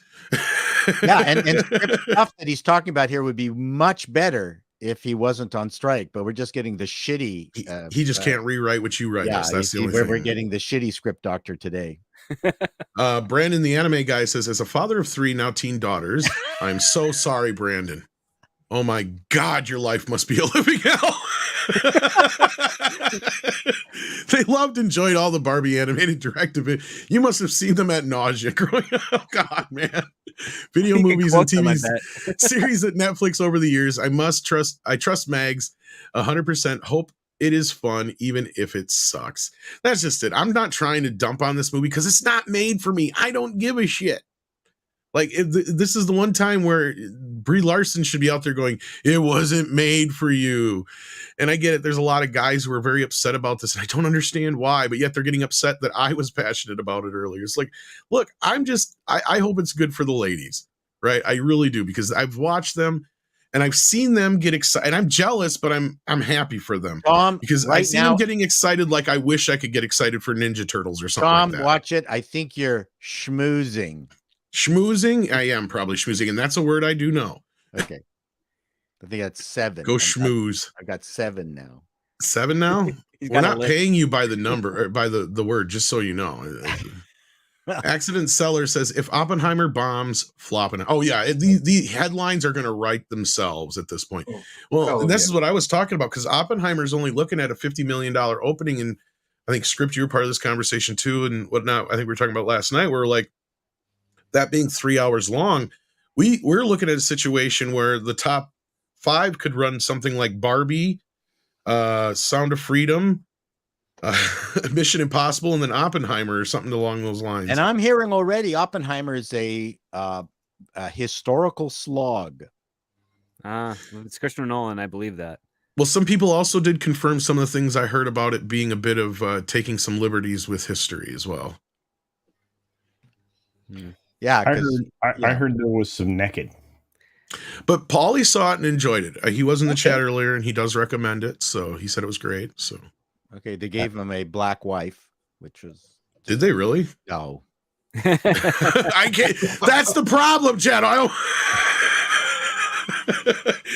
would have totally. I don't know if you're kidding. One of the calculator girls. Well, like what I mentioned last night, listen, if they did an Alan Oppenheimer movie about him finding the voice for Skeletor. I need a voice for this character and I can't find it. I watched the hell out of that movie. Who is Alan Oppenheimer? You bumbling boobs. He did like half the voices on He-Man. Oh, he's a real guy. Yes, real guy. Okay. Still alive, does conventions. Yeah. I thought it was a movie idea where it's Oppenheimer's dumber brother who tries to outdo his brother's smarter. Well, let's rewrite history and make Alan Oppenheimer the son of Oppenheimer, and he's like, "You're never going to be as big as me, having made the nuclear bomb." He's like, "I'll show you." You boo. Well, there's not enough of a story there because the true story is he was just excited at the strip club. He's like, "Boobs." Wait a minute, that's the voice I need. Boobs, yes. You bumbling boobs. No, that was dumb. Anyway, thank you so much, Accident Seller. We got, what's your first thought? Who says, unfortunately, it looks like the Mission Impossible is underperforming. I think Odin might owe Tom a little apology. Well, look, it wasn't like I was trying. I think he was misinterpreting what I was trying to say, which is fair because I am a bit autistic and sometimes it's difficult for me to get my thoughts out the way I'm trying to say them. And I think I did it best I think on the morning show here Monday morning, Andre. Yeah, or with Mr. talked H. about He it. did really well there. Or with Mr. H, basically just explaining, like, look, this movie may be making less than what Mission Impossible is, but if you go by the amount of theaters it's in, by the theater average compared to what Mission Impossible's theater average is, Sound of Freedom is technically kicking its ass. And it's kind of showing through as we get into the week when, you know, it's not like a buttload of people going to the theater. It's just, wait till Sound of Freedom hits Mexico. Which I believe it opens this weekend. It does, yeah. And Nina finally got a chance to see it. So she said it was very powerful. Yeah, she talked to actually like the first half hour of it on Toxic Femme the other night. Which I haven't had a chance to I know, watch. I figured you hadn't had a chance to go through yet, yeah. No, because we had a great conversation about it there too. Yeah, no, I mean, hopefully, and here's the thing that Mission Impossible has going for it, and this is, you know, just for those who think I have some Tom crusade against, you know, Mission Impossible here, I don't have a crusade against it, or Tom for that matter, is it has a chance with Oppenheimer. If Oppenheimer doesn't perform well its opening weekend, I can see a lot of the IMAX theaters flipping back over to Mission Impossible, which will help it for a third weekend gain some momentum and maybe leg this thing out. So that's all it can really hope for at this point. Otherwise, it's going to be saved by the foreign market, really, at this point. Because that's just it. Americans are not going to movies right now for some reason. If you're into quantum physics and the double slit experiment, Oppenheimer's for you. That's right. Black Ass says, what about Tyra Banks' Barbie movie from the 90s? Did she do one? Oh, are you talking about that... was it Life Sized or something like that? That Disney movie where the doll came to life? Kind of a weird ripoff of Mannequin or whatever. Yeah. I think that's what he means. Mannequin was actually good, though. Well, that was them doing their own unique thing, though. But I guess, well, kind of ripping off a bunch of other stuff and creating something unique out of it. Takaiju Gamer says, Cruella de Vil was so evil, they mocked her in the Aladdin parody called Twisted. All the Disney villains were feeling bad for Jafar and not her. I can see that. And then STR Red Wolf says, Cruella had no candle to the true villain. Cruella held no candle to the true villain. The hunter who shot and killed Bambi's mother. The only true killer in all the Disney villains. Well, you got a point there. We never did know who did it. I think Bambi shot first. I bet that if Disney, George Lucas's version. If Disney ever does some kind of a Bambi remake, then you just wait for that to happen. I think they are, aren't they? Yeah, they're doing the live action Bambi. I'm trying to remember who's directing it. Sarah Polley, I believe. That's right. Yeah. I mean, live action it's an advanced computer animated movie. Live action. I'm just waiting for the live action remake of Finding Nemo. Well, in that one, they better do the whole fan theory on Nemo just to make it like fuck with everybody's head. Oh, I'm Bruce. That he's only hunting Nemo because it's a figment of his imagination. Yeah, Nemo really died. Nemo really died. Yeah. Yeah. Well, that's a easier fan theory than the other one of what clownfish actually do. So. Oh yeah. What's that one? I don't know that one. I'm not entertaining it on this. Okay, all right. Yeah, just go ahead. You don't want to get this Nemo on. I guess I'm way off. I have no idea on that one, but yeah. But it's very current year. Let's put it that way. All right. Well, we got a couple more here. Let's do. We got Joe Pat who says, "Hey, what's this monkey business about the guilds wanting to limit production to California? Did I hear that right? Is that true, Script? Because that's gonna be not gonna go through real well." That's news to me. If it was reported, I must have missed it. I also missed Barry Diller's comments on the strikes as well last week. Yeah. I thought I had an alert for it, but I guess it's looks fine.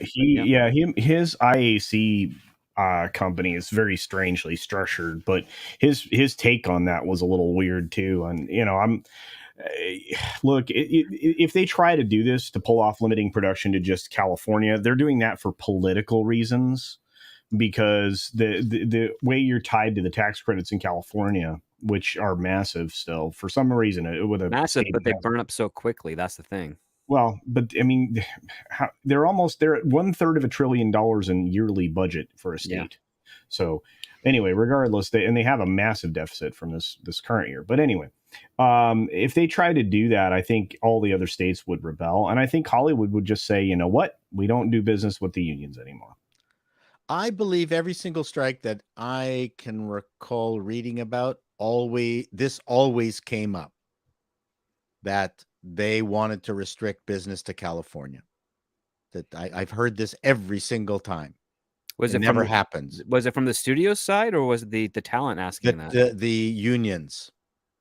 The unions were asking that. The unions were demanding that the stuff be done in California because they made more money and didn't have to travel. And well, one of the things that actually the unions, the SAG specifically, is asking for is that if you're an actor that's being relocated to another country for shooting, that you're compensated for renting whatever accommodations are needed to do that. Because again, that normally comes out of the normal pay, which means that after all those deductions, they're taking home significantly less than what they would be having taken the job or taken another job locally. But no, this is for this strike. This is news to me that they want. I've heard this before, and they need to be compensated if they go to someplace in the middle of nowhere like Romania and there's no blow to buy easily. Then they have to be compensated. Yeah, well, lots of other corporations that send their employees to work in other places compensate moving or renting expenses. Hollywood does not. True. Oh, really? So Hollywood does not. Well, listen, when I was doing shows for Apple and back in the heyday of Comdex, man, the per diems were fantastic.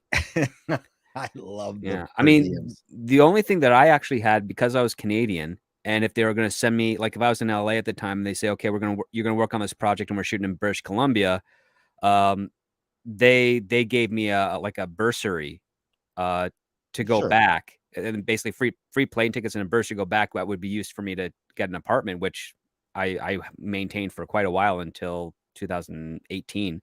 But like all the actors that I knew, they had to find hotels or rent homes, or if they had family, they'd stay with them just because they would have to pay it out of their own pocket if they weren't big enough to negotiate the studio to actually cover the costs. And a lot of times the studios just don't want to. Well, I'll just say the guild's request, if this is true, they're just mashuganas. Yeah. Oh, absolutely. I mean, if anything, I'm for film outside of California. Make it hurt the state a little bit so they redefine their economic structure, because they are pricing talent and people out of that state right now. With but that train, it's left a long time ago. A long time ago. Yeah. Mm-hmm. And it was one of the I'm trying to remember which strike. I think it was in the 80s that really rocketed Toronto. 88. Yeah, into the forefront. It was either 87 or 88. Yeah, that really established Toronto as an outside source for production. Yeah. Well, moving on here, we've got some breaking news for Mikey. Shout has now announced the full, complete Elf collection is finally coming to DVD. 24 discs, including Project Elf, which is on Blu-ray now, by the way, and all 47 episodes of the animated series. There's all kinds of deluxe box sets that are going to be for that. There you go, kids. It's this uncut. Mikey's gonna. Are these the uncut episodes? Because it does not. For certification. I was going to say it doesn't say here. I don't think. But I hope the only way to at least I haven't checked recently, but as of a few years it was originally broadcast. Oh, okay, good. Okay, but it also says with an asterisk, try to remember, has been edited for content and represents the best existing footage. Why would it be edited for content? This okay. In other words, jokes. If you still have your German special edition DVD releases, I don't, but I had them ripped somewhere. Do you have those ripped, Andre? I believe I have to double check. Because I got the crappy US versions, but I used to have rips of them on disc somewhere. I have to go through. My stuff, but I do believe. But I think they're at the wrong speed too. DVD somewhere, because they then presumably still represent the most complete, because they haven't been edited for content.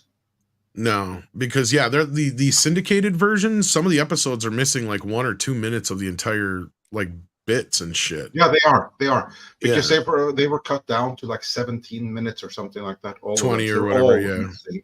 They're all missing like 3 minutes. That's still a huge number of discs to schlep around. Oh, Number 9. uh-huh. Well, anyway, moving on. We've got Tommy Reviews, who says the only He-Man sequel is Bam Margera's Skeletor and Beastman CKY music video that predates Jackass. Of both of them as gay lovers shows my age. I've seen that video one too many times. That is One catchy. too many times. It is weird. But with that, let's get in this Motu news, because this news dropped yesterday afternoon. We talked about it on Mead, but I can't wait to hear Andre's take on this, because this is something we've been following for quite a while now. For years, actually. Yeah, like, for those who don't know, Andre and I, when we first met and I started working here, one of the first things we bonded over was He-Man. So this is a project that we followed very closely from the start. But thank God it looks like the David S. Goyer / Nee Brothers version of He-Man is dead at Netflix, but it's sitting on a life raft.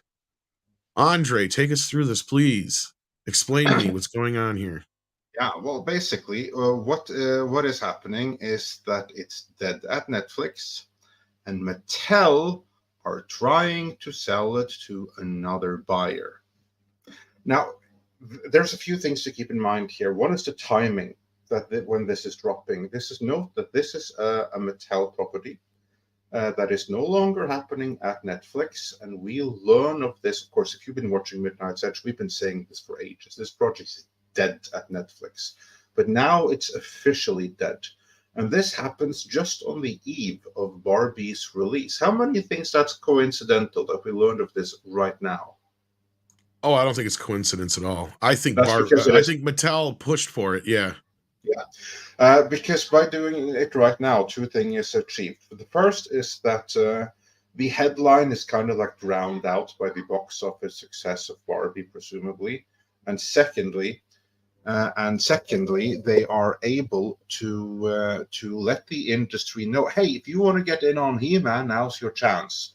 Sony and Fox, they have tried, and Warner have tried and failed already. They've already reached out to Universal. Universal have passed. That is in this article. So now they're looking for someone else. Who else could pick up a He-Man project? There's not many left after that. Paramount, Warner could pick it back up. Because we talked a little bit about this last night. And if there is still anything to the idea that Universal has any rights in this, because we do know they do have the entertainment rights. So I'm under the idea that Universal probably said no, because all they got to do is sit around and just wait for the rights to lapse and fall back in their lap. So why would they put any money into this? Because there's money involved in this. Because that's the other thing, right, Andre? There's anywhere depending on from 30 to 60 million that's already been put into this movie, depending on how you read into this, which is insane. Far more than that. That depends on when you begin the count. Right. Those 30 million, that is specifically development at Netflix. But this project has been in development since the early 2000s at Fox. And then they're going by, I believe, 2007 in this article is what they're considering this version. Incorrect. That's incorrect. It's older than that. I mean, well, that's what we had talked about last night too. Yeah. I have in my possession a script from Fox, and I don't recall the date of it, but it's like 2005, 2006. Yeah, it's 05 or somewhere between 05 and 07. So yeah. Okay, so this would have been the one that I was talking about last night. I mistook Universal for Fox, but Universal has never had it. That's where I was mistaken. Yeah, it was Fox. Yeah, and there it was under director John Woo, and that was going to be a disaster. And then it was very briefly under Warner. It was actually Christian Harloff who brought it to Warner back in the day for Joel Silver Productions. But that went to hell when the Conan the Barbarian movie happened, because they decided that no matter what we try to do here is just too much like Conan, so let's not do it. Which only goes to show a problem that they have that I'll be going through in the upcoming editorial. And after it imploded at Warner, it was picked up by Sony. And Sony were the ones that did the most of it. They had so many creative teams looking at it. Some good, some bad. And ultimately, they went forward with the Nee Brothers. And then Rothman came in, and he didn't have confidence in it, so he sold it off to Netflix. And that's where it's been the last few years, still under development of the Nee Brothers. And after what we learned about the story, thank God that is dead and no longer happening, because it would have been a disaster. So I'm very, very glad that this thing has imploded at Netflix. It wasn't the right place for it. And hopefully they can now go back to the drawing board and do it right. It shouldn't be so difficult. Really shouldn't. So it's unbelievable that no, it's not unbelievable at all. It's just frustrating that it's not unbelievable, but it's frustrating that they have spent all this money and they still have nothing to show for it. And what it says in the article is basically the Nee Brothers, they had a take, they had a script, they had their star. The only thing was that the movie they were making was going to be too expensive. Netflix were willing to stretch to 150 million. And we don't know what their initial take of it was going to cost, but more than that. And then they went back to the drawing board. They did some number crunching, and then they came back with 180 million, which Netflix still balked at. And so between the two, no compromise was able to be reached. And so the whole thing imploded, and that happened quite some time ago. And now is when we're learning of it, because they still haven't found a buyer. So now they let the industry know this is for sale. Yeah, and for a little background here, because like Tom Siebert and I'm sure a few others are like brief rundown on the story, have no idea. Okay, so this has started a long time ago. David S. Goyer is the one who wrote the more recent version. And the Nee Brothers, I don't even know what the hell they ever worked on. They're the ones who've been set up to direct this version of Masters of the Universe, and it started out at Sony, and then Sony put it into turnaround, and Netflix picked it up. What, 2 years ago now? I think you meant what was the story the Nee Brothers were working on. Oh, well, it was whatever Dave S. Goyer had come up with. Yeah. No. The Goyer, that was with Sony. That's long I thought he's still credited though as writer, so there must be basing it off of his script. I see some producing thing. Maybe there's some elements of it, but the gist of this script was written by Script Doctor. Help me out here because you're such a big fan of him. The same dude who wrote Shang-Chi. And who wrote Wonder Woman 1984. Michael Waldron or no, the other Callahan. guys? That's the one. Callahan, yeah. And who wrote the Mortal Kombat reboot. He was the guy that wrote the Nee Brothers and Netflix, He-Man, and the Masters of the Universe.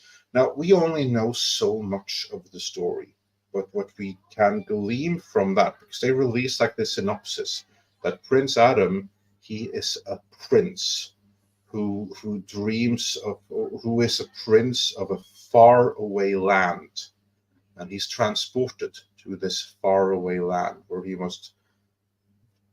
basically he has to learn the ropes quickly to become He-Man and save this far away land, which tells us that the bulk of the story. So it's Flash Gordon. Not kind of, but it also tells us that since Eternia is a faraway land, he is not in this faraway land as the movie opens.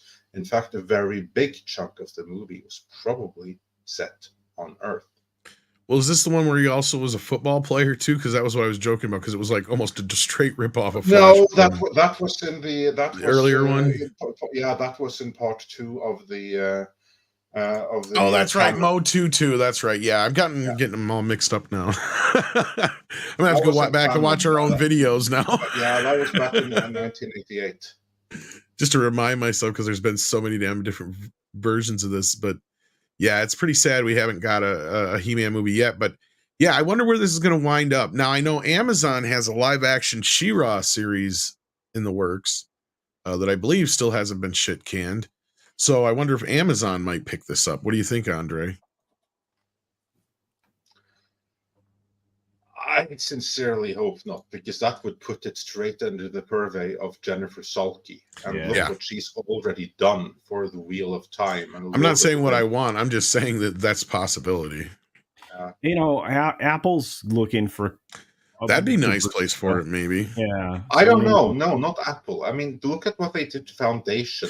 Well, Like, yeah, but no, but their Pablo. movies, but the movies they've picked up have been pretty good, like Tetris and some of the other ones. So, like, Yeah, but that was Maybe. things that, but those were things that didn't really need any kind of.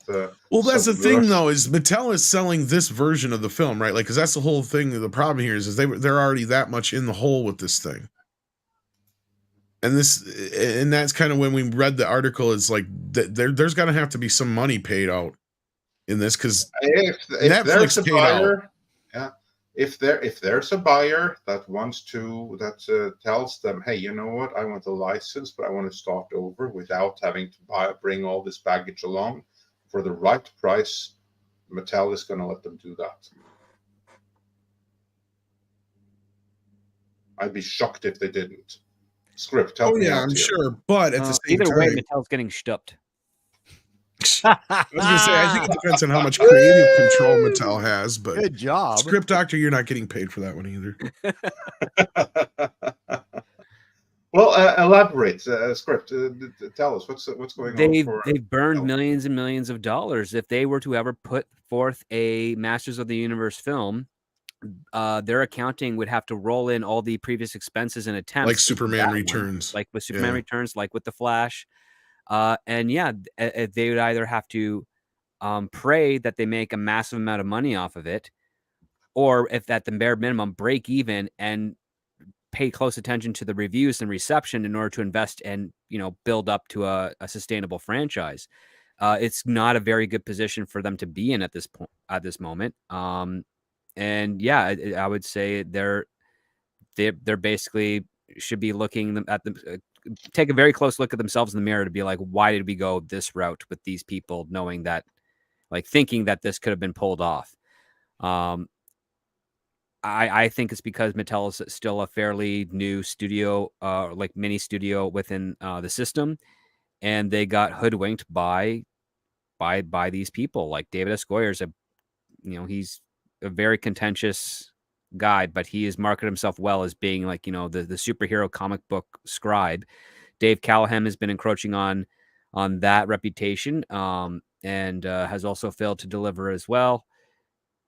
I just don't see how Mattel can really do anything at this point other than probably cut their losses, see if they can use their other properties to pay for those expenditures, and wait it out until they find the climate is right for He-Man to come in. I don't think right now, or at least in the next couple of years, the climate's going to be right for He-Man to make a debut and actually really gain an audience back again. Which is unfortunate. But I have a question about that, because all of this money that has been spent, it wasn't Mattel that spent that money. It was Netflix. It's Netflix that has to write that off. The same thing with all the stuff that was done as Sony. It was Sony that developed it for millions upon millions upon millions. Part of their expense was the licensing fee to Mattel. Surely for Mattel, they could just sit back and collect the licensing fee, while the studio were the ones just paying all the bills. Surely it would be the same thing here, that the ones with 30 millions in the hole would have been Netflix. Oh, And that's now, the case, because I thought that Mattel was in a co-production with their licensing agreement, so that they were footing part of the expenses of that. But if that's not it, then I guess, yeah, I'll have to reassess my statement. But yeah, because because I know that they're like in a co-production company, but I don't think that there was any kind of like 50-50 split or anything like that. My understanding, because this certainly was the case up to Sony, was that Sony were paying everything. They were paying all the development. Maybe that changed under Netflix, but I would be surprised if that would have changed tremendously, because as it was, He-Man was profitable for Mattel, because they just sat back and collected the licensing fee while Hollywood bungled it. Well, and this is the way I read it, was Sony had already put in 30 million or something like that, and then then Netflix picked it up in turnover for 30 million. So that was where I think they figured there was already $60 million put into this production already. So basically, Netflix gave Sony, wrote off what Sony already spent. Yeah, something like that. So I don't know if there was a part where Mattel was involved there or something like that, but I'm assuming they're also I don't know if that 30 million probably doesn't count like the Nee brothers and paying Goyer and all those other people off too. Because you got to also remember we've had 2 or 3 different He-Men attached to this thing too. Now, granted, they probably didn't get paid out anything because they didn't make the movie, but I mean that just means that they had gotten so far into production where I'm sure certain monies had been spent on certain development things. So that's what I'm saying. I wonder how much was all put in on all together, because basically I'm thinking Netflix just wants to get the 30 million that they paid and get out of it, is what I'm looking at here. And maybe if it's at the pressure of Mattel, I don't know, because you were kind of insinuating something to that effect, Andre, that I did not know about. But I mean, I could assume that Mattel is going to want to try and conglomerate everything they can under one studio. I mean, they're not just their own studio, but like with Warner Brothers or what have you, to where they don't have to keep dealing with several different studios. Yeah. But that's just a guess on that part.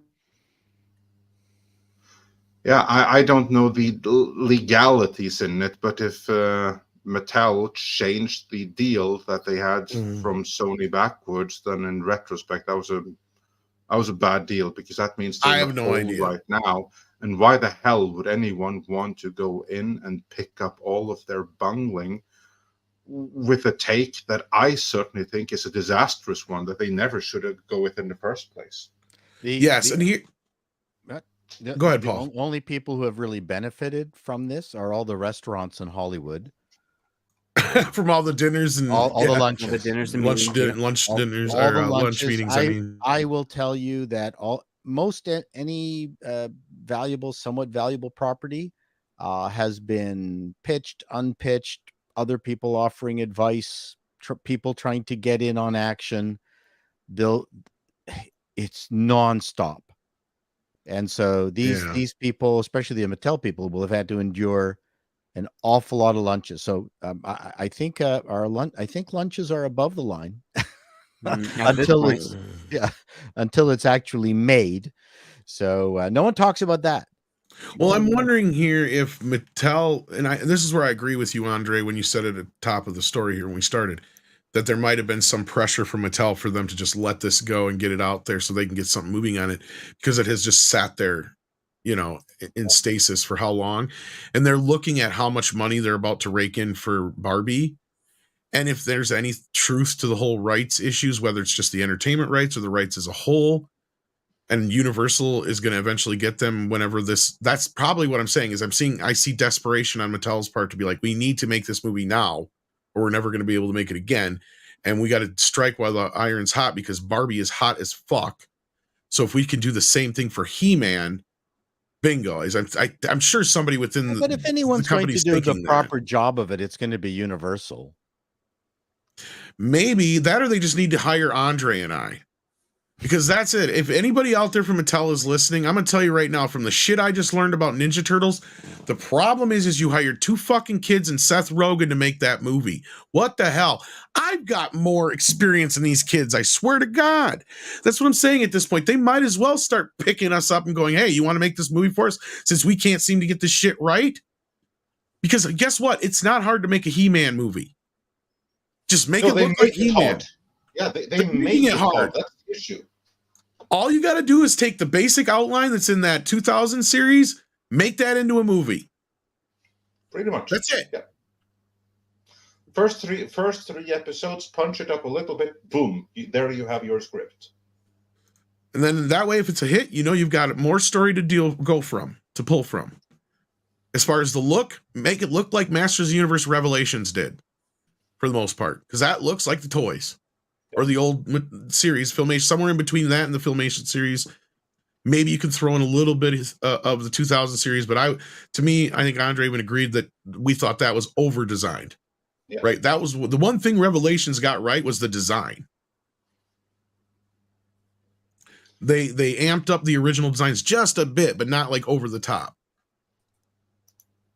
But anyway, that's neither here nor there. The story is there. It's not a hard story to do. It's a pretty simple story.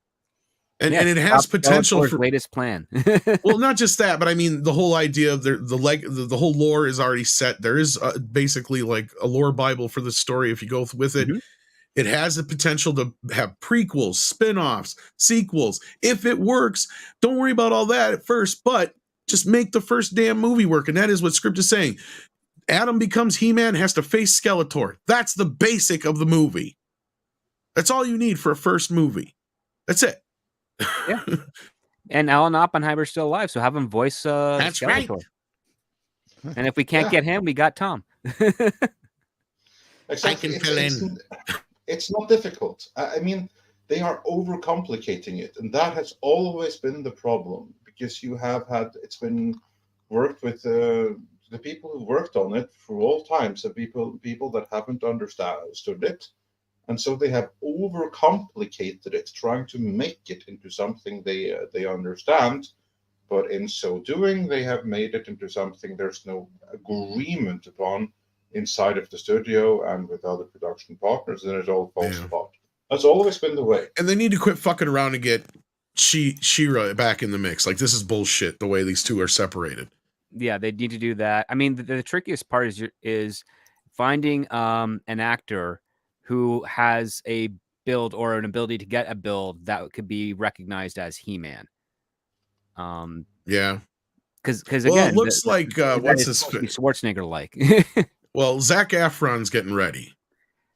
Zac Efron is 5'6". I know. Did you see those pictures of that wrestling movie he's going to be in or whatever? He looks just like He-Man. Did you see that? He'd actually be better as a Wolverine because he's short and. No, I know he's way too old for He-Man anyway, but I was just joking because he looks like he's like, you know, when those people get those weird surgeries to try and look like Barbie or Ken or whatever. Yeah. He looks like he's trying to become He-Man. There's an X-Men character with a really short French Canadian super muscular character. I think is an Puck. Yep. Yes. It's from the Alpha Force. It's Alpha Force. So I can always count on you, Script Doctor. So he would make a much better Puck, I think. Yeah. So there you go. You're a mensch. Puck who's like team members with Vindicators, like this force field type guy. Yep. I'm Aurora. I'm those heroes. Yeah. Oh my God. That looks like he's wearing a muscle suit as opposed to. I know you might be. You know what I mean? Though, look at his like. It looks like he's like, I want to be He-Man. Make me look like He-Man. Hair, especially with the hair. Yeah. Yeah, I know, right? He's just like even making his face whiter with the steroids. I'm as long as he doesn't look like Carrot Top, we're fine. Oh God, yeah. Carrot Top looks like a veiny penis. Like Carrot Top is a unique experience. Let me tell you. I've heard some stories. I actually know somebody who slept with him, and she said he was the laziest lay she ever had. Yeah, probably the quickest, right? That too, yes. Well, I mean, if you're lazy, you got to be quick. So here I am trying to start a Carrot Top shand, and it didn't work. Number 11. So, Culture, you've had very little, it seems, to say on the He-Man front. Anything to add here before we move on to other things? Yeah, I hope they don't make this project for a decade. At this rate, they're not going to make it for 30 years. Okay. Right. Well, but the point being is that it gives they won't have an opportunity to smother it with modernity, which I'm tired of. So modernity. You know what? They should hold on to all good properties until we pass through this terrible woke era. Yeah. And then bring all these back. Called the intellectual property chastity belt. Yes.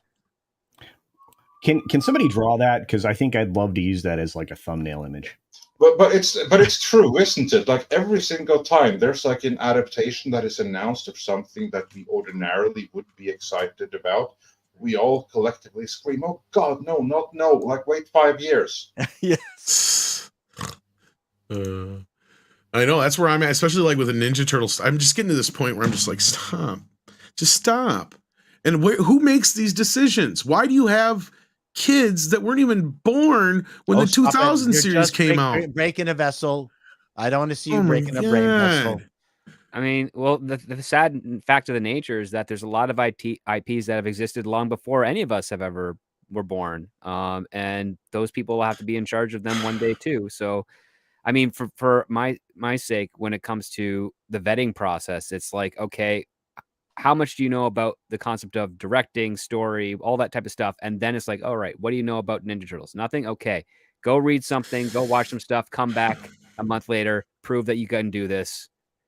And Razorfist and I would have pitched a black and white animated Teenage Mutant Ninja Turtle movie that looked exactly like the original Eastman and Laird cartoon. It's like, if you're going to go to that extent, then just animate that.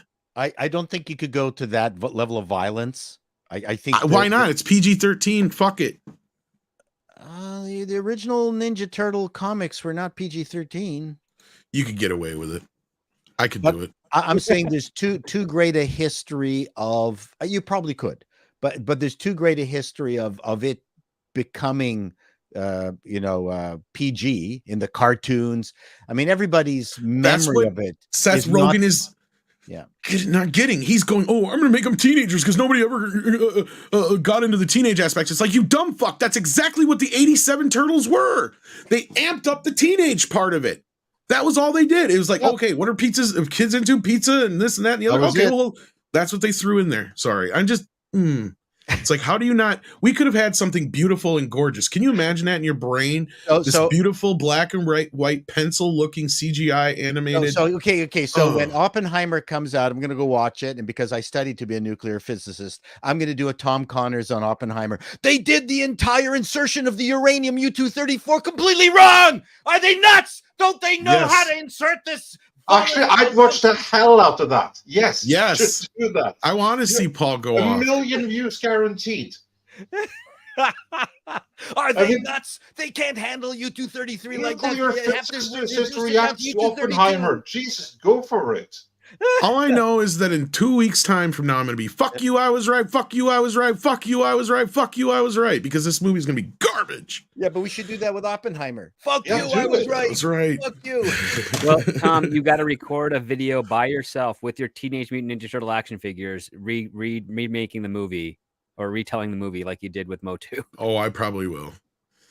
Because that's what I'm going to force myself to see, because I've had, I don't know, at least close to 50 messages or posts on Twitter. I can't wait to see your review. I want to know what you think of it. What do you think of it? Every time something comes up, I get it. You know, I have no problem with it. It's like, I know people want to know what I think, but I doubt there's not even a monochrome of a chance, I think, at this point, of me going into this movie with one expectation and coming out going, you know what? It wasn't that bad. Because I've seen so much of it now, especially the last clip with the retelling of the story with Jackie Chan. It's like, you find a Chinese guy who can barely speak English to play a Japanese rat. What the fuck are you doing? Like, I just, That's right. Sorry. They used the wrong screwdriver. Someone just posted that in the chat. Especially when, help me out here, Culture, the actor from Bullet Train, the old guy. I'm going to tell you a story. Just a little story. Yeah, the guy who played Scorpion. That should be Splinter. Yes, that is Splinter. That is Splinter. He is Splinter. That is perfect. Oh, I could totally see that in a Ninja Turtle movie. It's like, sit down, Raphael. I want to tell you a story. No, it's just a little story. Don't forget, it's Raphael. Oh, that's the other Leonardo. Ugh. I actually laughed at that. I'm sorry. I did laugh. I just don't understand why all four brothers have different last names. Exactly. It's just dumb. But let's talk about something that isn't dumb, and that is helping your fellow man. And our coworker and friend here at the channel, Pablo, is having a rough time. Isn't that right, Andre? That is indeed right, because his mother is having a rough time. We have spoken about this before, so if you head down to the description, you will find the link for his fundraiser right there. The background is that his mother is having some medical challenges, let's put it this way, after both and a car crash several years ago, which was further compounded by a mandatory medical procedure, let's put it that way, that didn't go tremendously well and further compounded the issues. And she now needs surgery. And of course, we all want to see this go as well as it possibly can. So please, if you can help out Pablo, let's get all the way there. We are reaching the goal of little more than $3,000. So please, if you can, help chip in. If that means you have to choose between sending us a super chat and supporting Pablo, then please lay off the super chat, support Pablo instead. We would greatly appreciate that. So please, link is in the description. I'm sure some of the mods will be able to share the fundraiser in the comments here as well, and I will also be pinning it in the to the top of the comment section. So everyone, please help out Pablo. That would be much appreciated. Yes, indeed. Please do that, folks. And then we're gonna do a few more super chats here, and then we got a story here that I think might be interesting, Andre. Real quick, we're gonna cover that Six just sent me. KN Kareen says they also said they made Ken a douchebag. However, Ryan Gosling is such a good actor, he plays it well. Well, this is the thing, Kareen, because they released this clip like yesterday or the day before, and it was right after I had heard this thing going around that Ken is the supposed villain in the film. And it's a clip of Will Ferrell talking to Barbie, and she says something about Ken. He's like, we don't care about Ken, and stuff like that. So it's like, okay, so if Ken's the bad guy, then how is that the case? If the bad guys don't care about Ken, then how is he it just, that part doesn't make sense to me. But again, I want to see the movie. I want to see how it plays out, see how it resolves. But I mean, Ryan Gosling was a perfect choice. So yeah. This is one thing that had me worried in the trailers, the scene where Ken is meeting a female doctor, and he's like, "No, I want to talk to a real doctor," because he doesn't believe that she can be a doctor. To me, that was bad. Which bad. Makes no sense if that's true, because Barbie is a doctor too. Exactly. Yeah, even in Barbie world, he's treated by a Barbie doctor. I'm wondering if maybe there's some sort of revelation that happens when they find out that Ken and Barbie were named after the brother and sister of, or daughter and son of the co-founder of Mattel, and implied to be siblings. That would be lame. Romantic partners. That would be very, very lame, and really feed into this whole thing. Like, again, if that's the way the movie ends, I'll definitely call it out, because that's bullshit. Last Corporal Waffle says, Life Size with Lindsay Lohan, a great Barbie movie. Okay, it was with her. Yep. Okay. Yep. Ram Bam says, my idea for a Barbie movie, it's a Philip K. Dick style reimagining where a young woman is under a delusion that she is Barbie, or is she? Well, as long as it's not directed by Ridley Scott, sure. Go Kafkaesque and have a human girl turned into a plastic doll. Get Blomkamp on this. Yeah, and keep the budget in check if you're going to do that. No 300 million for that baby. No. The Kaiju Gamer says, remember Snow White, fairest of them all? I have seen things in a Barbie mansion that you could not believe. Me too. Yeah. And what Dakaiju's referring to here is, I think, the fact that we have Gal Gadot as the queen. Mm-hmm. Well, she's tanned. I know, but I mean the fact that she's supposed to be Snow White's supposed to be technically prettier than her. We had this, and they had that problem with the Kristen Stewart one. Okay, so Charlize Theron is uglier than Kristen Stewart. Yeah. Really? We were talking about this on Toxic Femme the other night, and that's where we were saying they needed to find somebody who clearly was a great looking woman at one time, but she's older now, so you get an older actress to play it. Gal Gadot, why is she playing the stepmother? Like, it makes no sense whatsoever. Susan Sarandon would have been exactly somebody like that. Ruth Buzzy. Ruth Buzzy. Yeah, sure. If Betty White's still alive, get her. No. Yeah. They have that habit of making the evil queen more beautiful than the. That's a problem, and that's it. Yeah. Actually, I can see why they would be doing it, and I see the sense of it. Because here's like the thing: if you won't go with someone who is way old, like a Betty White or something like that, she's had years. I was joking, years to realize, or even someone who is like we now see as, oh yeah, this woman, she was super attractive 15 years ago. This is already someone that has had years and years and years and years to get used to the fact that she's no longer the prettiest woman in the land. Her looks have left her behind. Gal Gadot, right now, by the time this movie comes out, she's right around that age where, and I don't mean any offense to this, but that she is at the point where a younger woman suddenly is going to become more attractive. How about we put it that way? But the problem you have here is most people are saying that as beautiful as this woman is that's playing Rachel Ziegler, or whatever her name is, she's not prettier than Gal Gadot. That's the problem most people are saying. So that's where I'm with script on this, where I'm like, I think you had to go with like, maybe if not Susan Sarandon, somebody that old, or like a Meryl Streep type age, but like somewhere in between there. Well, like, here's the other flaw. Sorry to interrupt, Tom, but here's the other flaw. With regards to the story of Snow White, it's not that Maleficent or the evil stepmother is old. It's the fact that she starts seeing the imperfections in herself because she's talking to the mirror, Right. who is the most fairest of all. She's the one who still is beautiful by objectively from all accounts, but because she knows she's older, she only sees the imperfections, and because of that, Stop making Snow sense. White is But that's Andre is correct.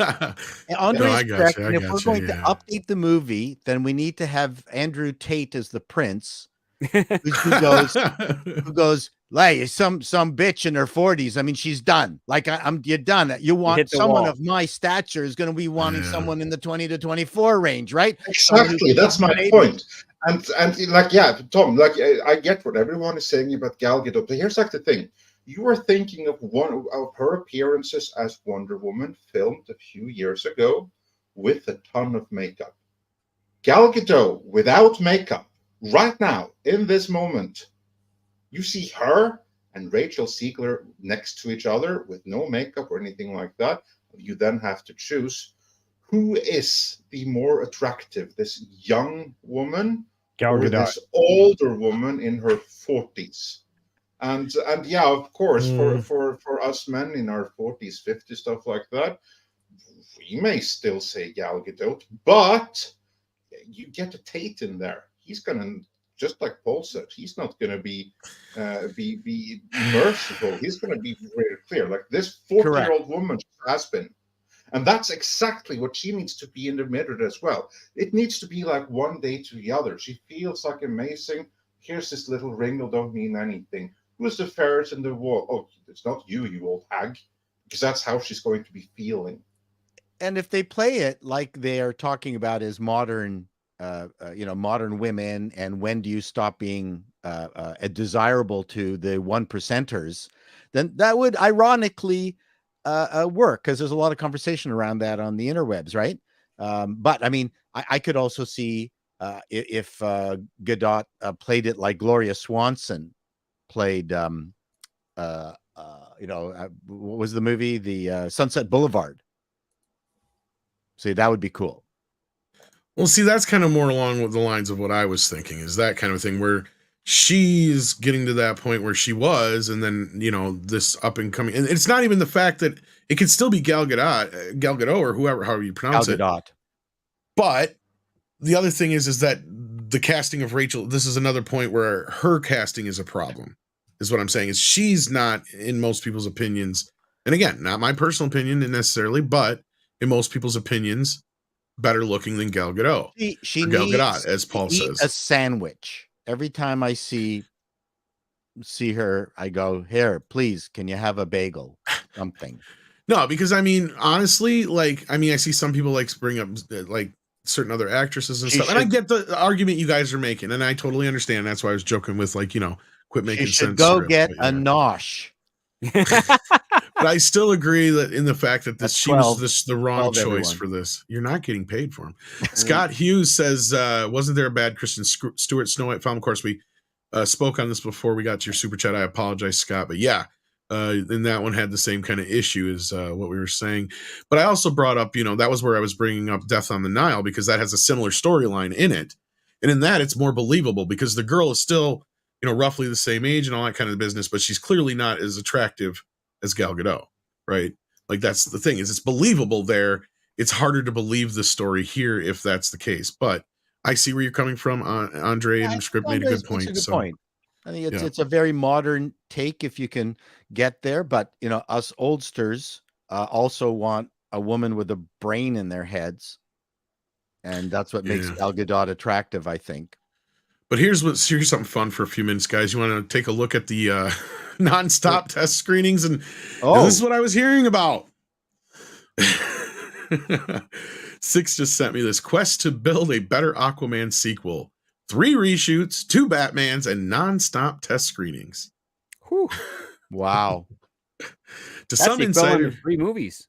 It is. To some insiders, the fact that Warner's is willing to keep spending money to make the films better shows that studio has faith in Aquaman and the Lost Kingdom, James Wan's sequel to $1 billion hit.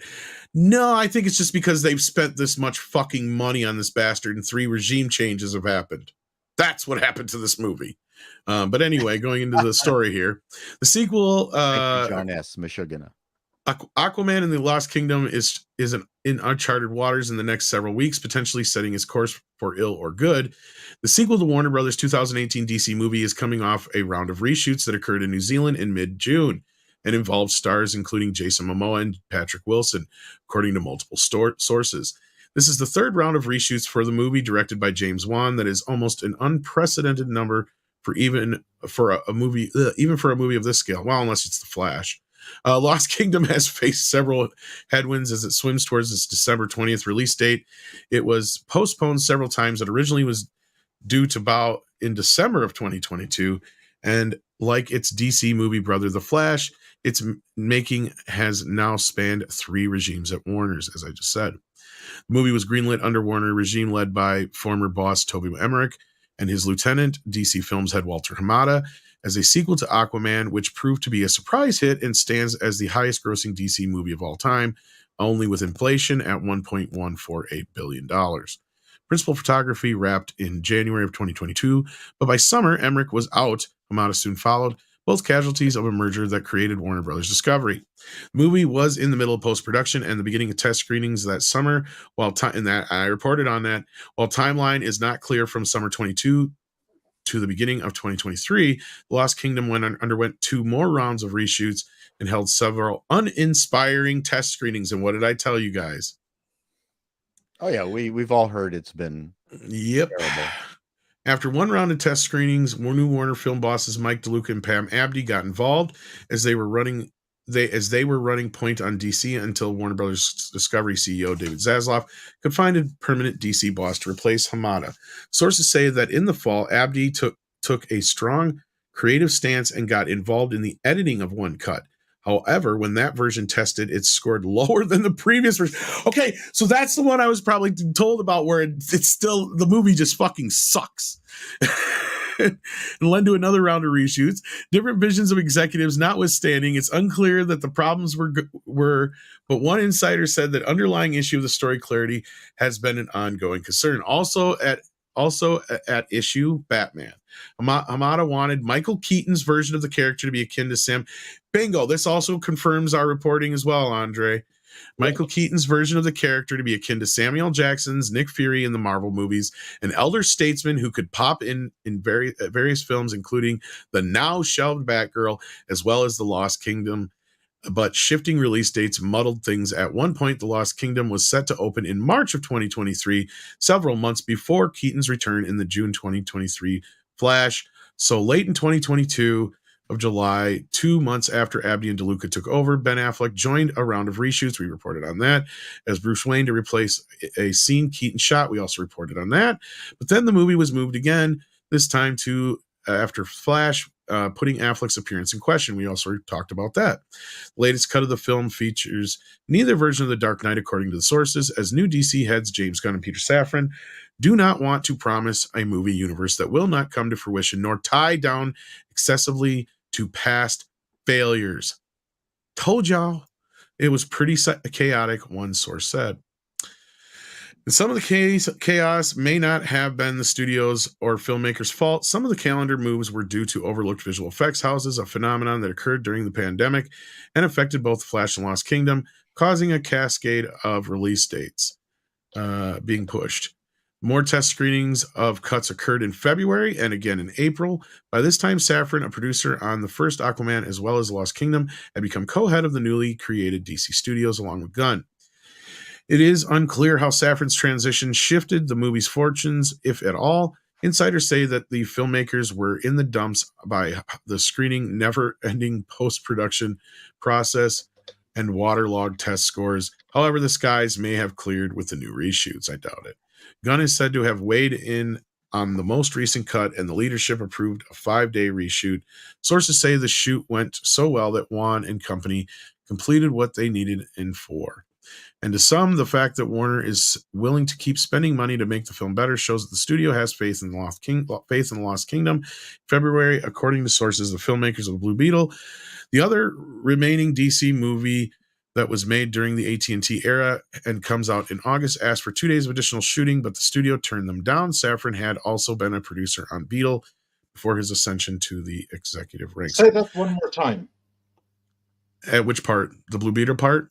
Yeah, the Blue Beetle part, the rejected reshoots. In February, according to sources, the filmmakers of Blue Beetle, the other remaining DC movie that was made during the AT&T era and comes out in August, asked for 2 days of additional shooting, but the studio turned them down. Safran had also been a producer on Beetle before his ascension. Yeah. It means they're not putting no more money into that one. Very interesting. And I think they almost had to with Lost Kingdom because they probably had to tie up any loose ends, is my guess. Lost Kingdom is already an expensive production. It was greenlit at $205 million budget and shot during the pandemic, which was burdensome expense on tentpole productions. Additionally, every frame of the movie involves visual effects. Another major cost, the reshoot. Every frame of the movie? Really? Wow. The reshoots have only raised that overall budget. Lost Kingdom is the final movie of the DC Extended Universe, which launched a decade ago with Zack Snyder's Man of Steel. Its December release date approaches as Warner DC movies are flopping at an unmatched level. October's Black Adam, March's Shazam! Fury of Gods, also produced by Safran, and last month's The Flash, were money losers in their theatrical runs, though Gunn and Safran plan on rebooting DC films with Superman Legacy. That won't be out until July 2025. No one wants another miss, and there are questions as to how much bruising the DC movie brands can take. The filmmakers and studios know the value that the smart post-production can bring. First Aquaman was also facing turbulent waves and is said to have found its footing only in post when a new ending was burnished and the movie tightened to a zipper 2 hours and 23 minutes. That's zipper? As for Juan, he was upbeat when he spoke to THR in April. As he continued to work on the film, the movie has something to talk about climate change, but it's still a fun action fantasy movie. So yeah, chances are this movie's going to suck. And I mean, they're pretty much telegraphing that this is the end of the DC universe here, guys. Anything to say about that? Well, my first thought is that... History lesson, I guess. Yeah. Is that I think it's weird that they are still willing to throw so much more good money after bad money on this. More days of reshoots. Really, it should just cut away cameos and put the shit out and be done with it. It's going to flop anyway. What I think is really weird is that the filmmakers behind Blue Beetle requested not 5, but a mere 2 days of reshoots, and it got declined. So they're not willing to throw money after the Blue Beetle. To me, that is a bigger story. Why? What was their reasoning for that? Like, no, we don't want to throw more money after this, or we disagree that this change is needed. We think the movie's perfectly fine. I think I know why. That I would like to know. I think that because they're not expecting Blue Beetle. If Blue Beetle makes any money, it'll be a surprise. They are still hoping and praying that this can make some money. Because Aquaman 1 did. So if they can just make this movie work, that's all that matters. The other side of it is I really think they're just tying up loose ends. Like there's probably some connective tissue they had to shoot to get other things out. Script probably knows more what I'm talking about because, like, you know, when you start excising certain things, you might have 2 or 3 scenes then that are completely, you can't use them in the edit there are now. So you have to shoot 1 or 2 other things that kind of connect 2 or 3 other tissues so you can just get out of a plot point or something and cut all these other things out. Sometimes that's how you. Yeah. Like we got again, like this is a movie now at this point. It's literally being rewritten and reshot day to day. That's really bad for a studio. It's going to bloat the expenses for it. At this point here, just like with the Flash, they're just trying to make sure that they lose less money on this. There's no way they're making money on this, and they know it. You know, it'd be hilarious because we all know what Amber Heard's role is in this movie. She's going to be in a hospital bed pregnant through most of the movie. Maybe if they don't want any loose ends with like the baby thing, watch them kill her in the initial thing. So like she's just out of the movie altogether after that. That would be hilarious. Like they kill her on the way to the hospital to give birth, and or whatever it was that put like instead of her getting put in a coma, she dies. Like, whatever happens to her in the movie, because at this point, like this is a fucking disaster. It's just a fucking disaster. This movie ain't gonna go anywhere near the first one at all. This will be lucky to make more money than Black Adam at the end of the day, I bet. At this point, I think all interest has gone away, unless you guys think anything different. You think Momoa is still hot enough to get ladies to go see this?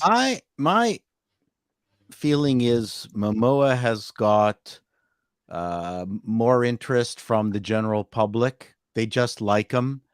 I think in many ways they like him more than The Rock, even though he's not as big a star. And for certain, I think now that all the receipts have come in, and I didn't think at the time it was going to be as big a deal, but I think Ezra Miller really was the key to bringing down The Flash.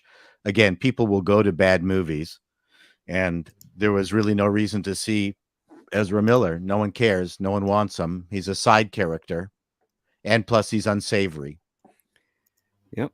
And Indiana Jones officially has made more money, or at least pulled in more money at the worldwide box office than The Flash. And you could probably thank Harrison Ford for that. Yeah.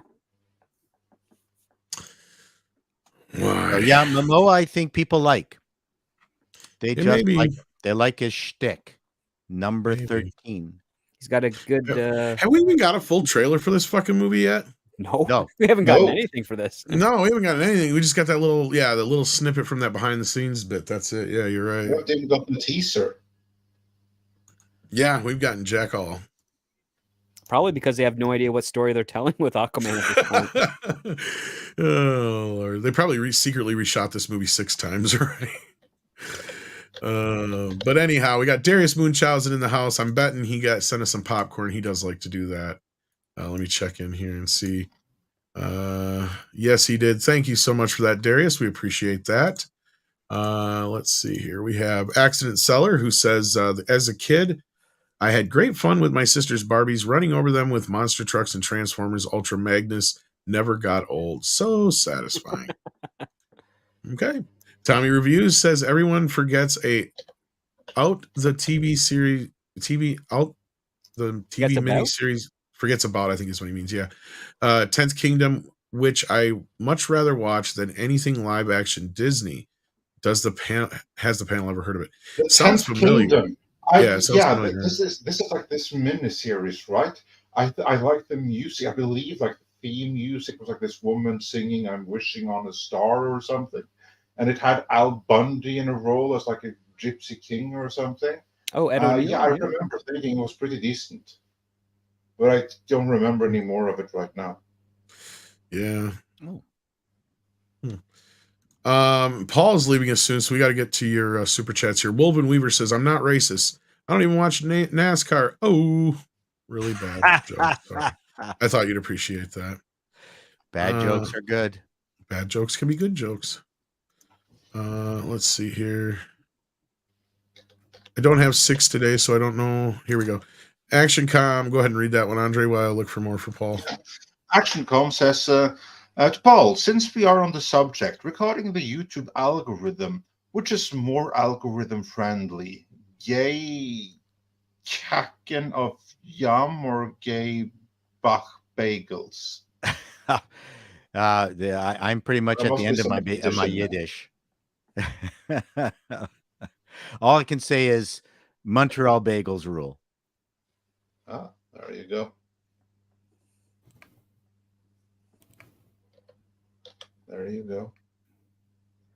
And then Glade Riven wonders, anybody getting Babylon 5 complete series on DVD? Yes. Paul, you surely are getting this. Yes. Because to this date, I still have not seen every episode. I've never seen a television series, especially here in Canada, that got bounced around days and networks. And I even called the network. Guys, what the hell are you guys doing? Oh, we're not going to show season 4. Why? Like I still have not seen every episode. So that's the main reason for getting the complete series. Well, that's Yeah, I thought you were a fan. Oh, yeah. I'm a So big that's why I fan. brought that one up. Thank you, Glade Riven. And with that, Paul has to leave us. Yes. So you're out of Yiddish. I'm done. No more Yiddish. What you got going on? Not much. I'm writing an extended piece on what's wrong with what I think is wrong with Strange New Worlds and other similar writing, going back to what I had talked about in previous episodes on people writers have completely lost the concept of what subtext is. And they don't know how to, they only know how to write the subtext and they don't know how to write around it, which is what the key to good and interesting writing is. So anyways, it's going to be as boring as I've just made it sound. So stay tuned for that, everyone. So that's it. I'm working on that. That's fun. I will talk Thank to you. you. Till later. When am I getting another damn TV guide? They're coming. I'm working on them too. They take a long time. So you're my Booby and Zeta. Well, if you ever need help, let me know. Especially when I get the new editing system up, man. That's gonna be a sweet monster beast. I'm gonna show you a tech video. You'll be like, oh no, I don't know. It's an MSI, I guess. Oh, Culture MSI said it's a good cards. Yeah, he said it's a MSI. good computer. Yeah. Yeah, but it depends on what your graphics card is. And anyway, it was a pretty nice one, I think. It's going to be just fine, Chato. Culture Casino knows. Well, no, I'm just saying. I mean, it was. I was actually impressed with, its makeup. So, nice. Yeah. Nice. Everyone, thank you very much as always. I am going to put together my trailer list of medium-sized movies as Andre has requested, and I'll send that to you earlier so you guys can watch it, and then we can, if we have time for it on Friday, we'll watch it. Right? Watch it. Fantastic. Talk about it. Okay. Bye, everyone. Thank you. Have a good day. wonderful Wednesday. Take care of yourself. All right, we got a 2-parter from bass player Iffy. 2011 Iffy, sorry. Says, not speaking for everyone in my generation, but being a millennial, for me, there just aren't any must-see tentpole films coming out anymore. And then he goes on to say, Oppenheimer is the first film in over a decade I'm legitimately excited for, though I am an exception in that I was bored with Marvel by the end of phase 1. See, that's just it. I totally understand where you're coming from. And I noticed this, and this is why I agree with Paul, who just happened to leave, but I'm sure he would have loved to hear again. But yeah, like my kid is a prime example. I'm sure there's other kids that are prime examples of this generation that they just aren't into movies. They're not being, they don't have the hype to want to go see these movies anymore. Even if they did in the first place. My kid's more into video gaming and stuff like that. So, I mean, especially with some of these games, they're more epic than most of these movies are anyhow. So I can understand why people would get more involved and invested in that than a movie anyhow. But at the end of the day, I get it. They need to start making things that you guys want to see too. They may not be for me, but you guys like them, so they just got to make them. Sooner or later, they'll get there. They'll figure it out. But it'll take some time. But yeah, anybody got anything to add to that? No. You got summed it up. What's your first thought? Says, to be honest, at the end of the day, was Netflix ever going to do a live He-Man live action justice? Well, here's the thing. I don't know how much of Goyer's idea was still going to be a part of this. I don't know what kind of fans the Nee brothers were, so I can't speak to that part of it. But was it really going to ever probably be good? No. Because they overcomplicate everything. I mean, really, it probably would have been just like it would have felt probably like a cheap Zack Snyder He-Man movie. And I mean, I don't know what this Nee brother's like. I'm just going off of Goyer's writing. Yeah. Whatnot, it's just, I'm sure it would have had some stupid, convoluted bullshit. And if the whole idea of making He-Man into an Earthling again, that's a dumb idea to begin with. He's half Earthling if you want to go by the Filmation. His mom was an astronaut. Yeah, Filmation thing, but like that's just it. I mean, otherwise, I have no. I don't like that. I just assume his mom and dad be from Eternia and Earth not be a freaking part of it. Earth shouldn't be a part of it. Just leave Earth out. Eternia is its own thing, and that's what helps movies is when you build a universe of their own, and it would make up for us feeling so cheated back in the day by the Canon Masters of the Universe movie when they're like, Christ, all this movie's on Earth. They're literally in Eternia for what, 10 minutes, Andre? Something like that? 15 tops? 10, yeah. It's like somewhere in there. And really, it's just a desert. It's not even Eternia. No, but they had this amazing set for Castle Grayskull, and they didn't even get to utilize it, really. It was a dual level. It took up both of the, I think, 007 stages, if I'm not mistaken. Like they actually... Pinewood? Yeah, like they opened up the bay doors and like it went into the other studio. Like it was a whole, like that whole corridor. That's there. That's real. The only parts that are fake is in the very, very wide shot. The pit part of it is a matte painting, but all those levels there are real. That's a built set. They built it over 2 stages. And they shot in there for only a couple of days. Exactly. It was a big waste of money. Yeah. Nothing, and they were tearing it apart as they were trying to film the last fight scene. That's why it slowly gets darker and darker in the fight. Anyway, Larry's been here for 20 months. It says, have a shrimp, Ken, on the Barbie. Pilgrim Media says, can I have the lenses during the yard sale? Sure. Dash Attack says Disney should sell American Dragon, Kim Possible, and Gargoyles for next Netflix. Well, did you hear Kenneth Branagh is supposedly attached to a Gargoyles project? Has anybody else heard about this? I did not. That sounds cool. Yeah, it's moving forward. I think the news broke yesterday, day before yesterday. But yeah, the Branagh news is surprising, but that's fantastic. I want to see this like now. And I wonder because I mean. Well, his new Perot movie or whatever is through Fox, which is now, 20th Century, which is now Disney. So, yeah, maybe he made a deal. They're like, make us a third one of those, and you'll get to do whatever, or do this, and we'll let you do your third movie. Maybe. I mean, here's the thing with Branagh though, is he can take a lot of liberties with shit. Sometimes it's okay. Sometimes it's way the fuck off. Yeah, but some of the mythology from Gargoyles fits right into what he loves most about theater. Well, that's good. Because that's the thing. As long as he can have, tons of scenes of showing off, he'll be fine. Yeah, like he loves Shakespeare, he loves Arthurian legends, things of that nature that fit right into Gargoyles.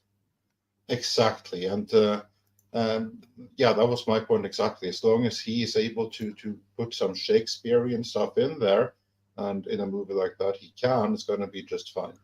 I couldn't believe he couldn't resist putting himself front and center in the Thor movie.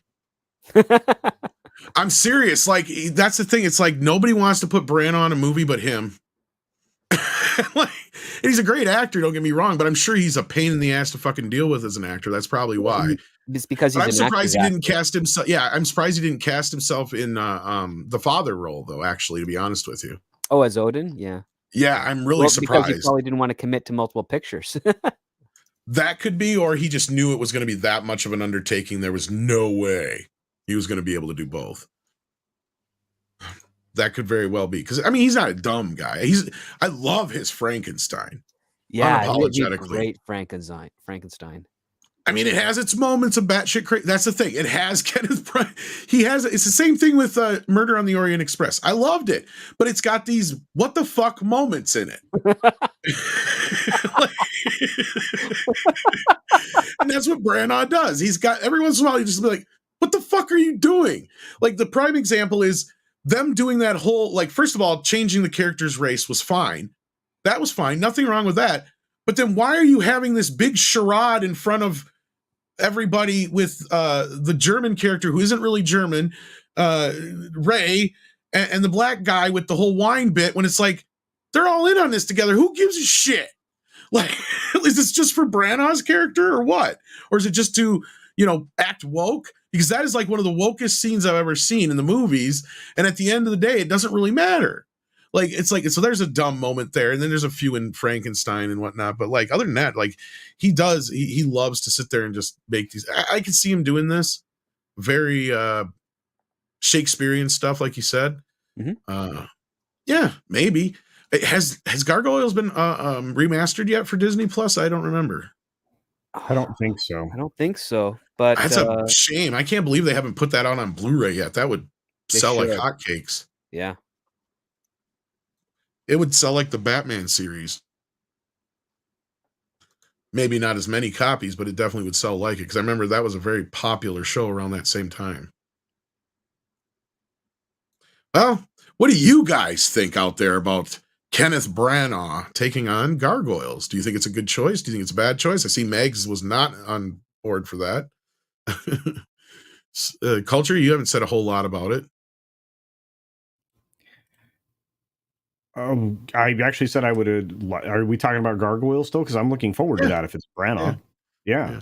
No, I mean, I think I made that quite clear when the news broke. I think it was 2 days ago when we heard we were getting this film. I don't know if you and I have talked about it though on the stream. No, I remember posting it, but yeah, I'm stoked for this. I mean, if we get this out in the world in a live action form, this is massive potential if it's done properly. Just massive. Oh, they're saying giant freaking robot is the source. If that's true, I didn't even look that far. Oh yeah, giant freaking robot. Always check the source. That's gonna pull all the wind out of those sails. Then absolutely.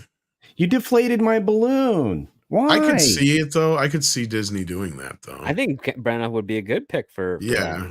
I could see it. It's believable after Thor. Yeah. Yeah. And that's what I said. I could see them going. Yeah, we'll let you do your third movie for your the Perot character as long as you do Gargoyles for us or something like that. I could see him doing that at Disney. Because I didn't even know that was coming out until like the other day. I'm like, wait a minute, what the hell? We got a third movie coming out? They haven't advertised that very well. It comes out in September.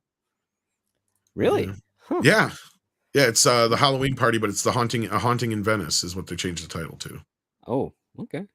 Yeah, it's trailer's actually kind of brilliant how they did it. They make it look like it's a ghost story movie, and then at the very, very end is when they show Branagh, and you realize, oh, okay, that's what this is. Okay, kind of thing. Oh, that's clever. I like that. Yeah, yeah. But anyhow, like they totally sell it as a horror film at first. Yeah, you're like, maybe that's why. I mean, I may have seen the trailer and didn't even put two and two together before, and just didn't pay attention at the end or something. But anyway, what's your first thought? We did get this one already. Okay. Where did we leave off here? We left off with Megs. Here we are. Meg sends in a whopping $20. Thank you, Megs. At the end of the day, every movie is going to be made for everyone. Isn't going to be made for everyone. Exactly. I don't like horror. Others do. It's okay to have diversity of films. I guess for whatever reason, it's not okay now. And by the way, I'm not defending it. No, well, this is kind of what I'm saying is and this is Hollywood's problem right now. Is they're trying too hard to make all these expensive, bloated, $200-300 million movies. And if you're making a movie that big, you have to make it 4-quadrant, meaning it has to be for everyone. And that is a problem. There used to be a time when you just used to make movies and they would have an audience specifically for them. But the beauty is sometimes they find a broader audience than what it's made for, right? Like Jaws. I mean, look at Jaws. I mean, Jaws can be categorized in several different ways and it works on so many different levels. But at the end of the day, it's really nothing more than just a man versus beast horror movie. It's no different than any other B movie, but it had a different kind of appeal to the public at that time. And it was the thing that the public was looking for. And it just caught on like wildfire. Same thing could be said about Sound of Freedom, right? Another film in the sense that nobody saw coming. And it not necessarily was a movie anybody was asking for, but at a time when we've had nothing but bloated superhero movies and Mission Impossible type movies and Fast and Furious and Transformer type movies, a little movie like that is getting everybody's attention right now because it's making them feel something. And that's another thing too, is these movies used to get us excited. Like that's why I'm living vicariously through you guys with this Barbie thing, seeing you get all excited for it. It's palpable, right? Like I miss that. And you know, maybe we'll get back to it someday, but it's going to take a while. And you guys have got anything to say on that otherwise? No, Good I points think all you around. did it. And yes, it's true. Jaws was an accident. And that's where I've argued that, yeah, it would not be the same movie if that damn shark worked. Right, but see, the creativity that was required to make that Exactly. great, you know, that is always the argument for not spending nearly as much money on these films. And I think Mags is right, but to a certain extent. But you can make a 4-quadrant film that appeals to everybody. I mean, there are examples of it. The problem is, like Mario Brothers and such. But yeah, exactly.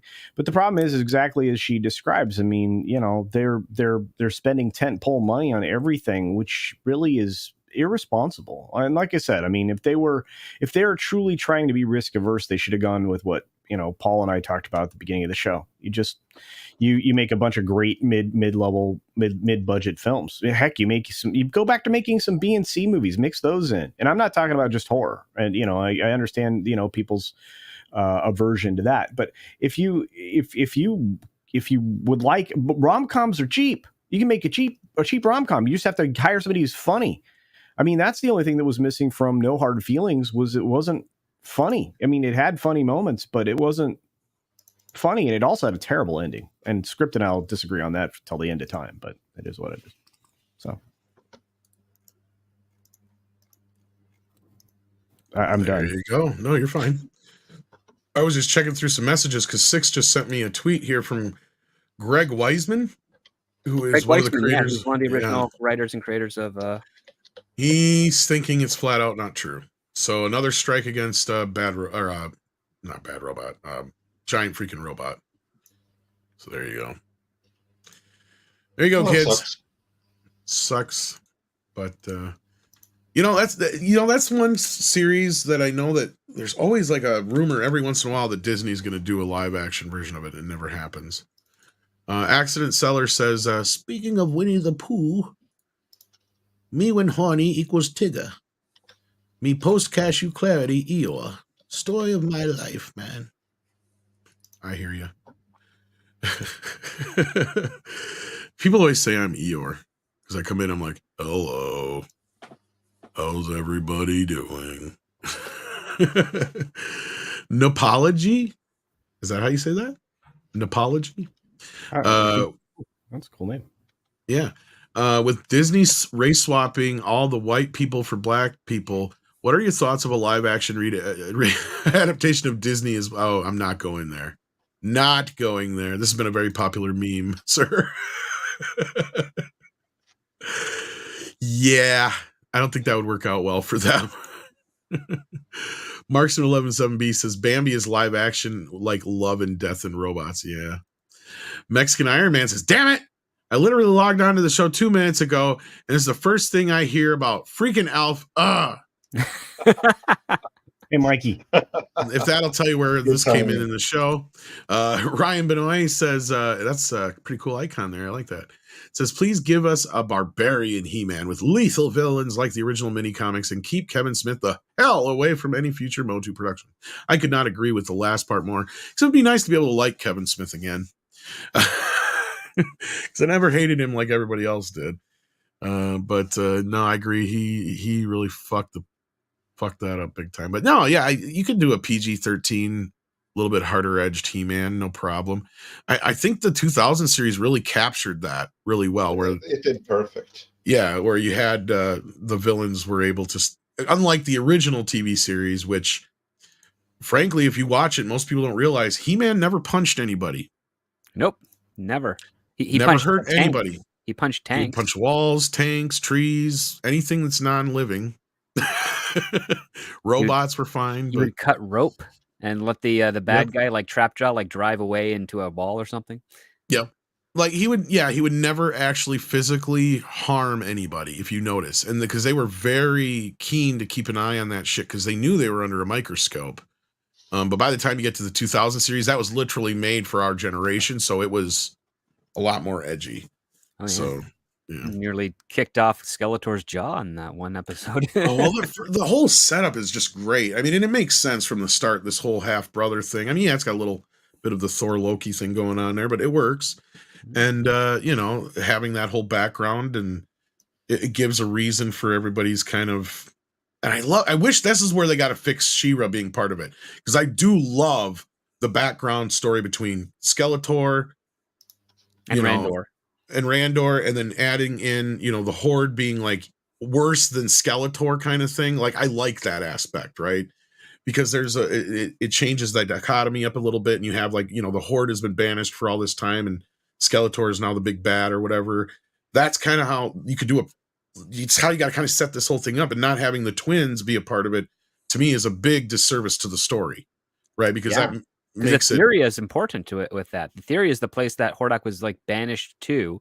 And so now this innocent planet is living under his tyrannical rule while he's just trying to make it back to Eternia, right? If I'm not mistaken, basically that's the angle they were going for. And the other thing is, that's what makes She-Ra a little bit more of a complicated character, an interesting character in a way, because, you know, she's been raised by Hordak, and then when she finds out who she truly is and finally becomes She-Ra, then she's in this stuck between two worlds thing, and she uses that to her advantage for a while, as far as like being a spy, basically, too. And, you know, it has a little bit more, you know, a little bit more character driven stuff to it than He-Man did, because He-Man's really just a vessel of sorts in a way. Well, He-Man is a society where it's two powers kind of fighting over for the planet, where She-Ra is basically a rebellion going against a tyrannical empire.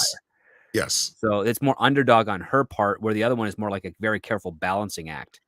And I think I like that dichotomy, because again, they were inspired a little bit with regards to She-Ra a little bit by Return of the Jedi. I mean, like I've read some of the parts of that. We're like, oh yeah, we got a rebellion. Clearly, there's definitely we never heard of before. Yeah. Clearly a Star Wars influence on She-Ra, especially when you look at a lot of the designs of the Horde stuff. Mm-hmm. But I like the Horde. It's a great bad guy, because it also sets you up, if this is, you know, popular and you're looking at sequels, you have something to build towards, right? Because yeah, Skeletor's bad, but just wait till you meet Hordak, because he even, you know, him and Skeletor don't even get along. That's how bad he is, you know, kind of thing. Skeletor helped him steal the kids and failed. And depending on which version you go by, that was kind of one of the things that came between them too, in a way. So it's like, yeah. Like, I want the daughter. No, I do. And well, he just wants power, and Hordak wants everything. Like, that's the difference. See, Skeletor just wanted the power of Grayskull and wanted to rule Eternia. Hordak's like going to destroy everything, kind of thing. So he's like a plague. But anyway, Jesus Davila says, saw Sound of Freedom last night, felt heavy, as many have said. They don't show anything graphic. That's true. It's done subtly, very powerful message. Everyone in the theater clapped at the end. Oh, wow.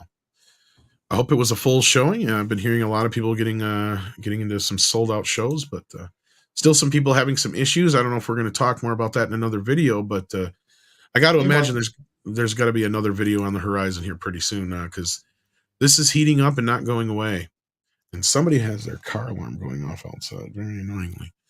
Ryan Benoit says, I was born in 77 and grew up playing with Motu. I'd love to try and write a script, but I've never written a script. I'd love some pointers on the whole process, if possible. Well, there's plenty of resources out there, one of them being Script Doctor here. Mm-hmm. He has a Patreon, and there's books and other ways you can learn about it. But what's your suggestion, Script, since you are one? First point would be seek out publicly available screenplays. Learn the format, not just the structure of where you put words on the page, but also you'll see a better breakdown of how story structure works by reading those scripts. And yeah, start from there, seek out advice. And again, if you are so inclined, I do have a Patreon, and the base tier member, which has a number of articles about writing, has a 7-day free trial. So you can sign up for that for 7 days, take a look. And if it's to your liking, you can commit. And if it's not, no problem, no harm, no foul. But hopefully it gets you in the right direction.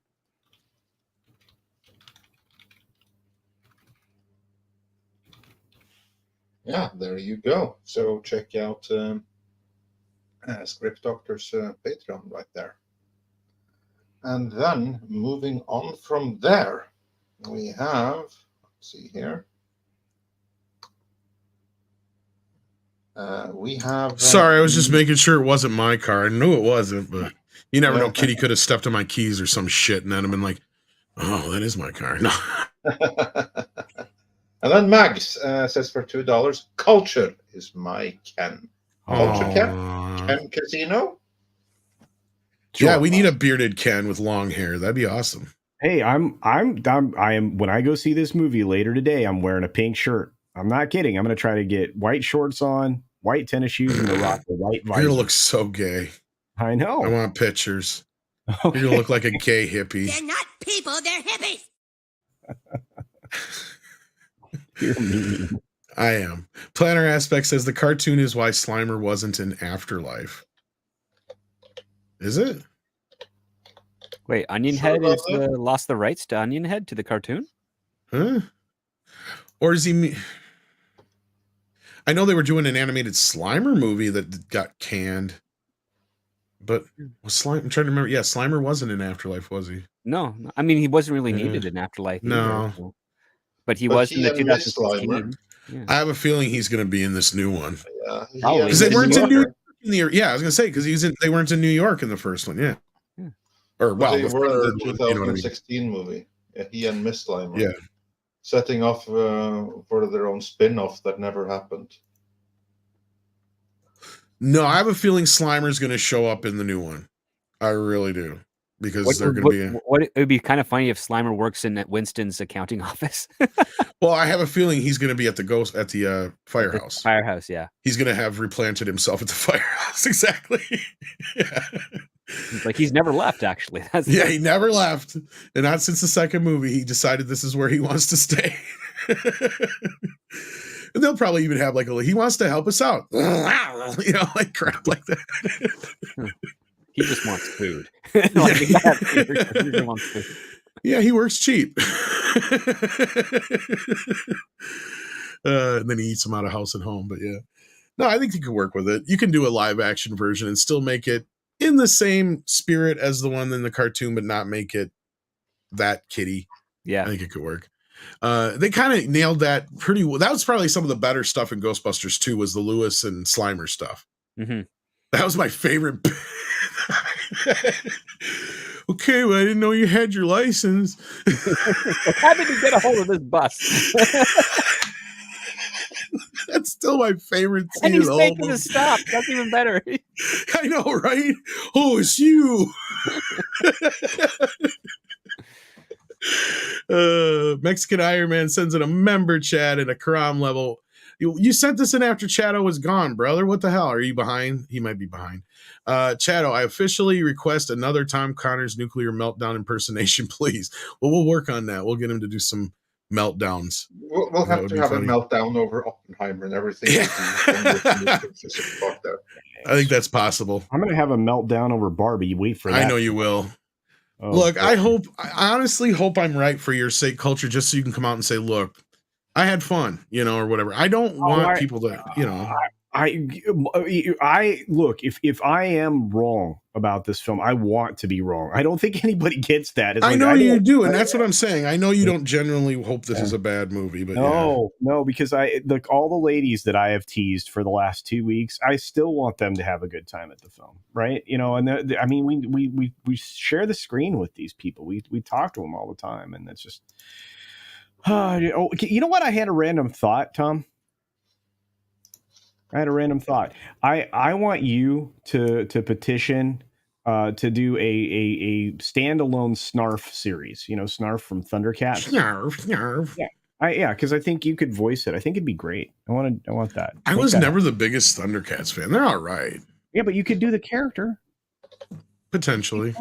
I think Snarf would be like Snarf was not a good character though. What's Snarf's background story? See, I think that's what we need. I don't think anybody cares. It's like Batmite. Come on, he wants to see that shit. Some Snarf stories. Snarf. Orko was like the pinnacle of sidekicks. You couldn't get any better or any worse than Orko. I take that. Well, I would say that Orko is only the second best Orko. The best Orko of all was the side character in Jason the Wheel Warriors. I forget his name right now, but he was the best Orko. Well, he's like proto Orko anyway, right? I don't know that he's not proto Orko. He came Or did later, Jace come after? Okay, yeah, Jace came after. Jace came after, but I would say because all of those things, they all had an Orko. I mean, Snarf is an Orko, right? But the best of the Orkos was whatever that little robot knight was in Jason the Wheel Warriors. Orko was such a thing. Tell me I'm wrong. Orko was such a thing that even when they made Punky Brewster the animated series, they gave her a frickin' Orko. Like everything got an Orko if it got a series. Like it really starts with, what is it, Grand Kazoo or whatever heck his name is with on the Flintstones. I would say that, or actually you probably got to go back to Popeye. Kazoo? Yeah, I was about to say Popeye. And you got to go back to Popeye to the what the hell is it called? I just forgot the name of it. That thing in Popeye. Oh, damn it. Marvin the Martian. No. Marvin the Martian's an actual character. We're talking about like these like annoying little sidekick guys. Thing back in the Pee-wee? You're thinking Pee-wee? Peavy, that's it. The Jeep. Actually. Jeep. The Jeep. Oh. Jeep. Yeah. That was from Popeye. Jeep. I think he was the first Orko. Probably. They can either be imaginary and or visual, but they're just an annoying little sidekick that really doesn't add anything to the story. But Orko eventually did become important. So like that, you can work with these characters at the same time. But anyway, Pilgrim Media says, have you heard about Demon Core per Los Alamos? I'm not familiar. Yes, that's the core to the third of the nuclear bombs they're going to drop on Japan, but Japan surrendered after the second, I think. Ooh, the more you know. And instead, that core went and it did havoc right there in the United States. Mm-hmm. And from Jace, it was OON. Or OON. I hope a lot of attention is spent on that, because that's such a fascinating story. I mean, you could do your Oppenheimer sequel with a Demon Core. So I sincerely hope a lot of attention is devoted to it, because it's pretty awesome. And I apologize. It's a great kazoo. Yes, sorry. Yes, that's a grand kazoo. Let's see here. We've got Splice Stream, who says Bambi modern remake. Hunter will be Kyle Rittenhouse. Oh, you're probably right. His name will be Kyle. Watch, yeah. You'll get this whole story about his whole thing is like, I'm gonna kill some deer's mom. Carnell says, remember, gentlemen, 15 years ago, The Dark Knight and Mamma Mia were released the same day. Dark Mama walked so Barbenheimer could run. Yeah, I mean, there was a time when 2 or 3 big movies used to be able to come out at the same time, and both would be big blockbuster hits. But that was also a time when they didn't drag movies out of the theater right away, and they didn't release as many films. I'm even willing to bet that, even though that's not that long ago, they probably released more movies in the last few years than they did in that era of The Dark Knight. They probably even amped it up even more than that. Robert says Jane Seymour is the stepmother in Snow White. A little old maybe, but Marksman 117B says the difference in beauty feels too big between women, I think is what he's trying to say. And that's kind of what I was getting at, yeah. Master of Trek says, so Goldsman said new Trek is its own universe canon. Not surprised. Victory lap for Midnight's Edge, as we all told everyone, and we're called liars. Yeah. Also, new Trek is basically the new timeline. We got a name for it now. What, new Trek? Is that it? Evidently. Well, that's not very evidently. I mean, we're not very... Can we call it Nouveau Trek just because it sounds nouveau riche? I mean, we've been calling it like that since day one. It's Neo Trek. Neo Trek, yeah, there you go. Just like another Neo. That sounds horrible. Still sounds too good for Trek. Well, any title we come up with that, or any moniker we come up with Trek is going to be way too good for this version of Trek. Negative Trek. Negative Trek. Keep trying to tell people Kurtzman ain't going anywhere. Not true. He's going to be around a lot longer than Kathleen Kennedy. Think about that for a minute. Yep. Good. He Well, already has. Yeah. Exactly. He has He been ain't going no around for place. Yeah. What's your first thought? Says, even if the news was true, has Disney proven that they can bring back an old property and do it right? Never. I think he's referring to the, I think this is the Gargoyles stuff, but no. But Branagh is somebody you can kind of trust, right? Like for every one batshit crazy thing he does 10 good things. So, like, you got that going for you. And Well, Thor 1 was pretty fucking solid. Right. Yeah. The second one was dog shit, but Well, he wasn't involved with that, so. No, I know. It's like you there was a glaring, Distinct. obvious difference. Yeah, a steep decline. I think you can trust a few people in Hollywood. I think Branagh's one of them. You can. Reitman's kid you can trust too. So, but yeah. Well, yeah. We'll see. I didn't like Juno. Fucking hated Juno. Well, that's Diablo Cody. I mean, I know, but he for directed Smoking it. is way better than. I know, that's an amazing fucking film. That reminds me. I wonder if that's on Blu-ray. I have not seen that in a few years. That's a great fucking movie. Korean, maybe it'll get me quit smoking off for good because I'm getting close.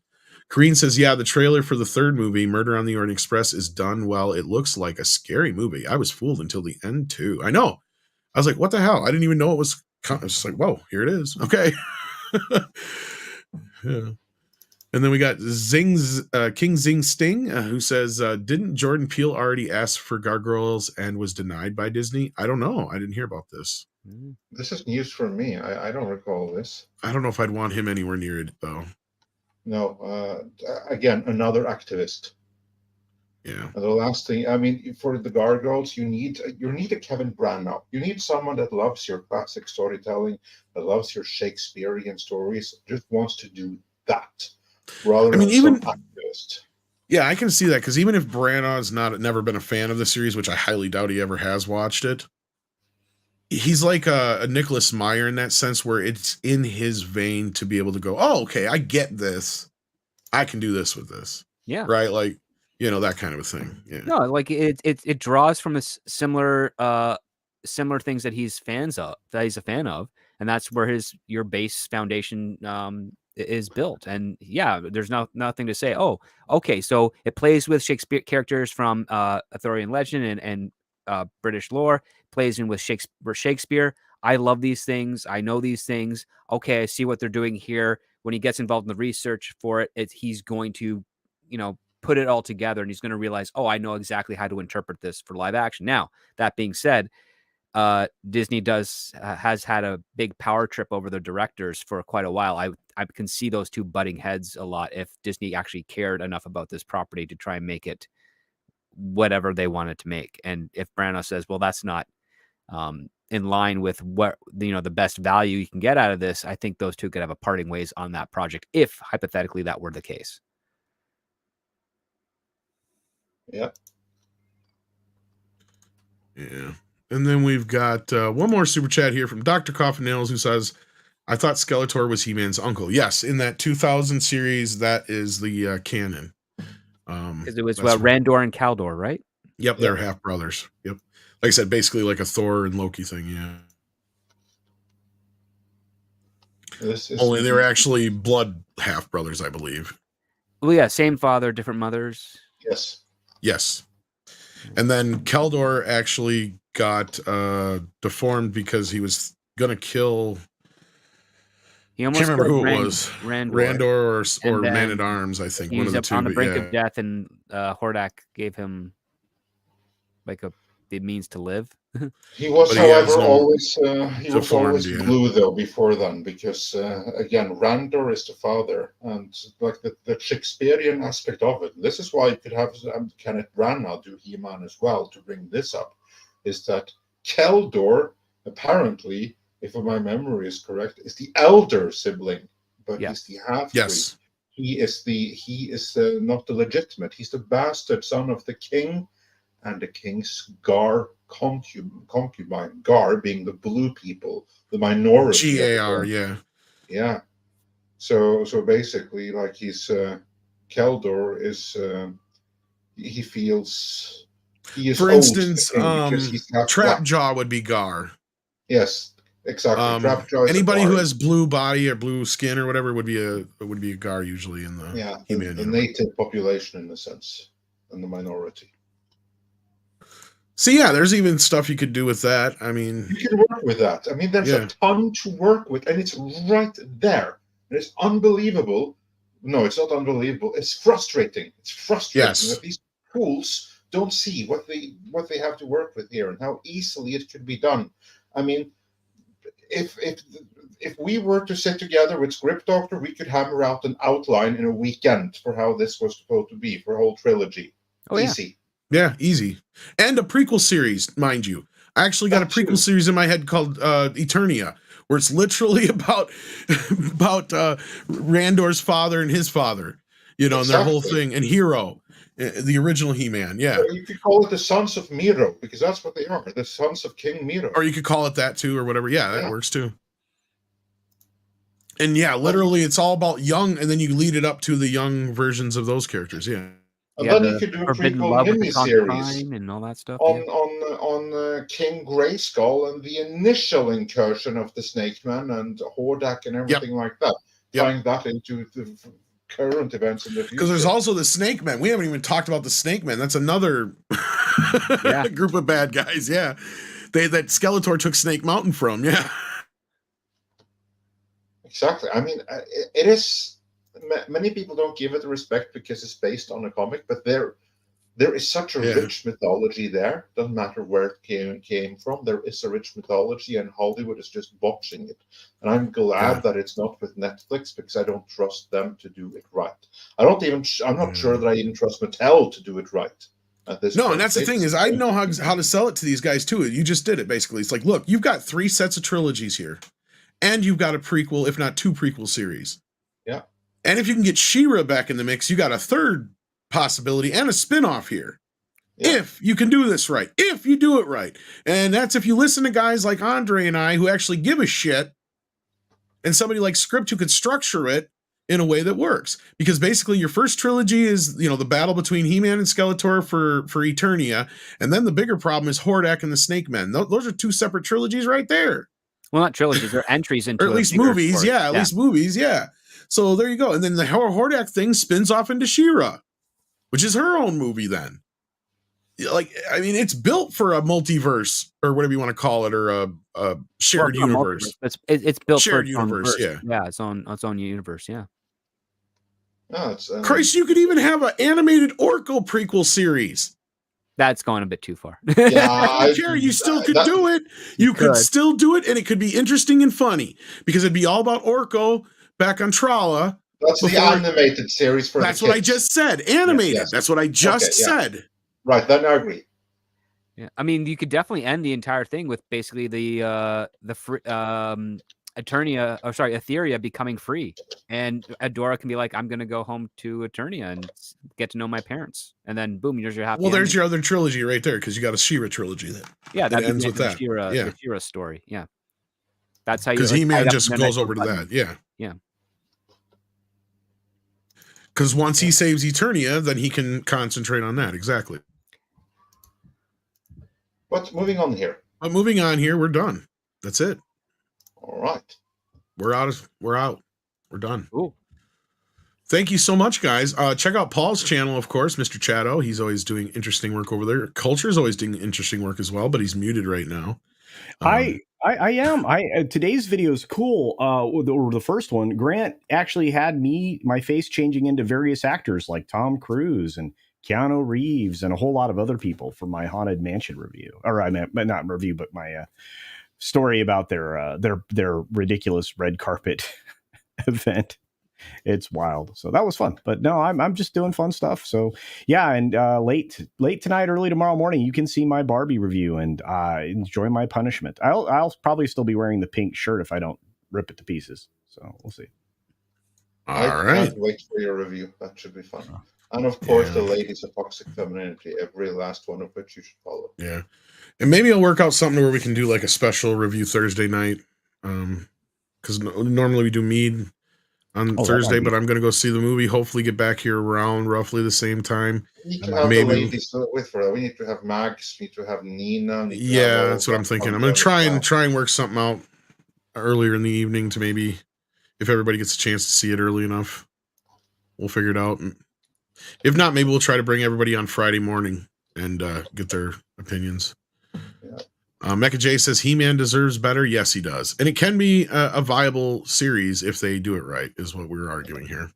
Yes. If anybody out there from Mattel is listening. Well, the people at Mattel, they already know, because there's like the thing, Ynon Kreis, the CEO of Mattel, he's not going to our level of detail, but he sees the potential. He sees that here, like, this is the next Marvel and stuff. You just need some production partner to go see it, but he needs to do a better job at pitching it. All right. Script Doctor, you already talked a little bit about your Patreon, but go ahead and shell it some more if you will. Yeah, so on my Patreon, I write articles and review screenplays for people who are interested in the writing process and all that stuff. So yes, I'm currently working on some ideas right now for some other articles. I already have a video on there between myself and Robert Meyer Burnett talking Mission Impossible and a slew of other films with regards to the model of passing the torch and the variations that they have. So go check that out there. And I also have a Twitter at Script Doctor PhD where I make comments on industry and things of that nature, as well as retweeting where I'll be. In fact, I think in an hour from now, I'll be over on Scribe Light's channel to talk a little bit of the industry strikes that are happening currently. Tell them I said hey. I will, absolutely. And just follow me on Twitter to see when that's going live. So it should be in an hour or so.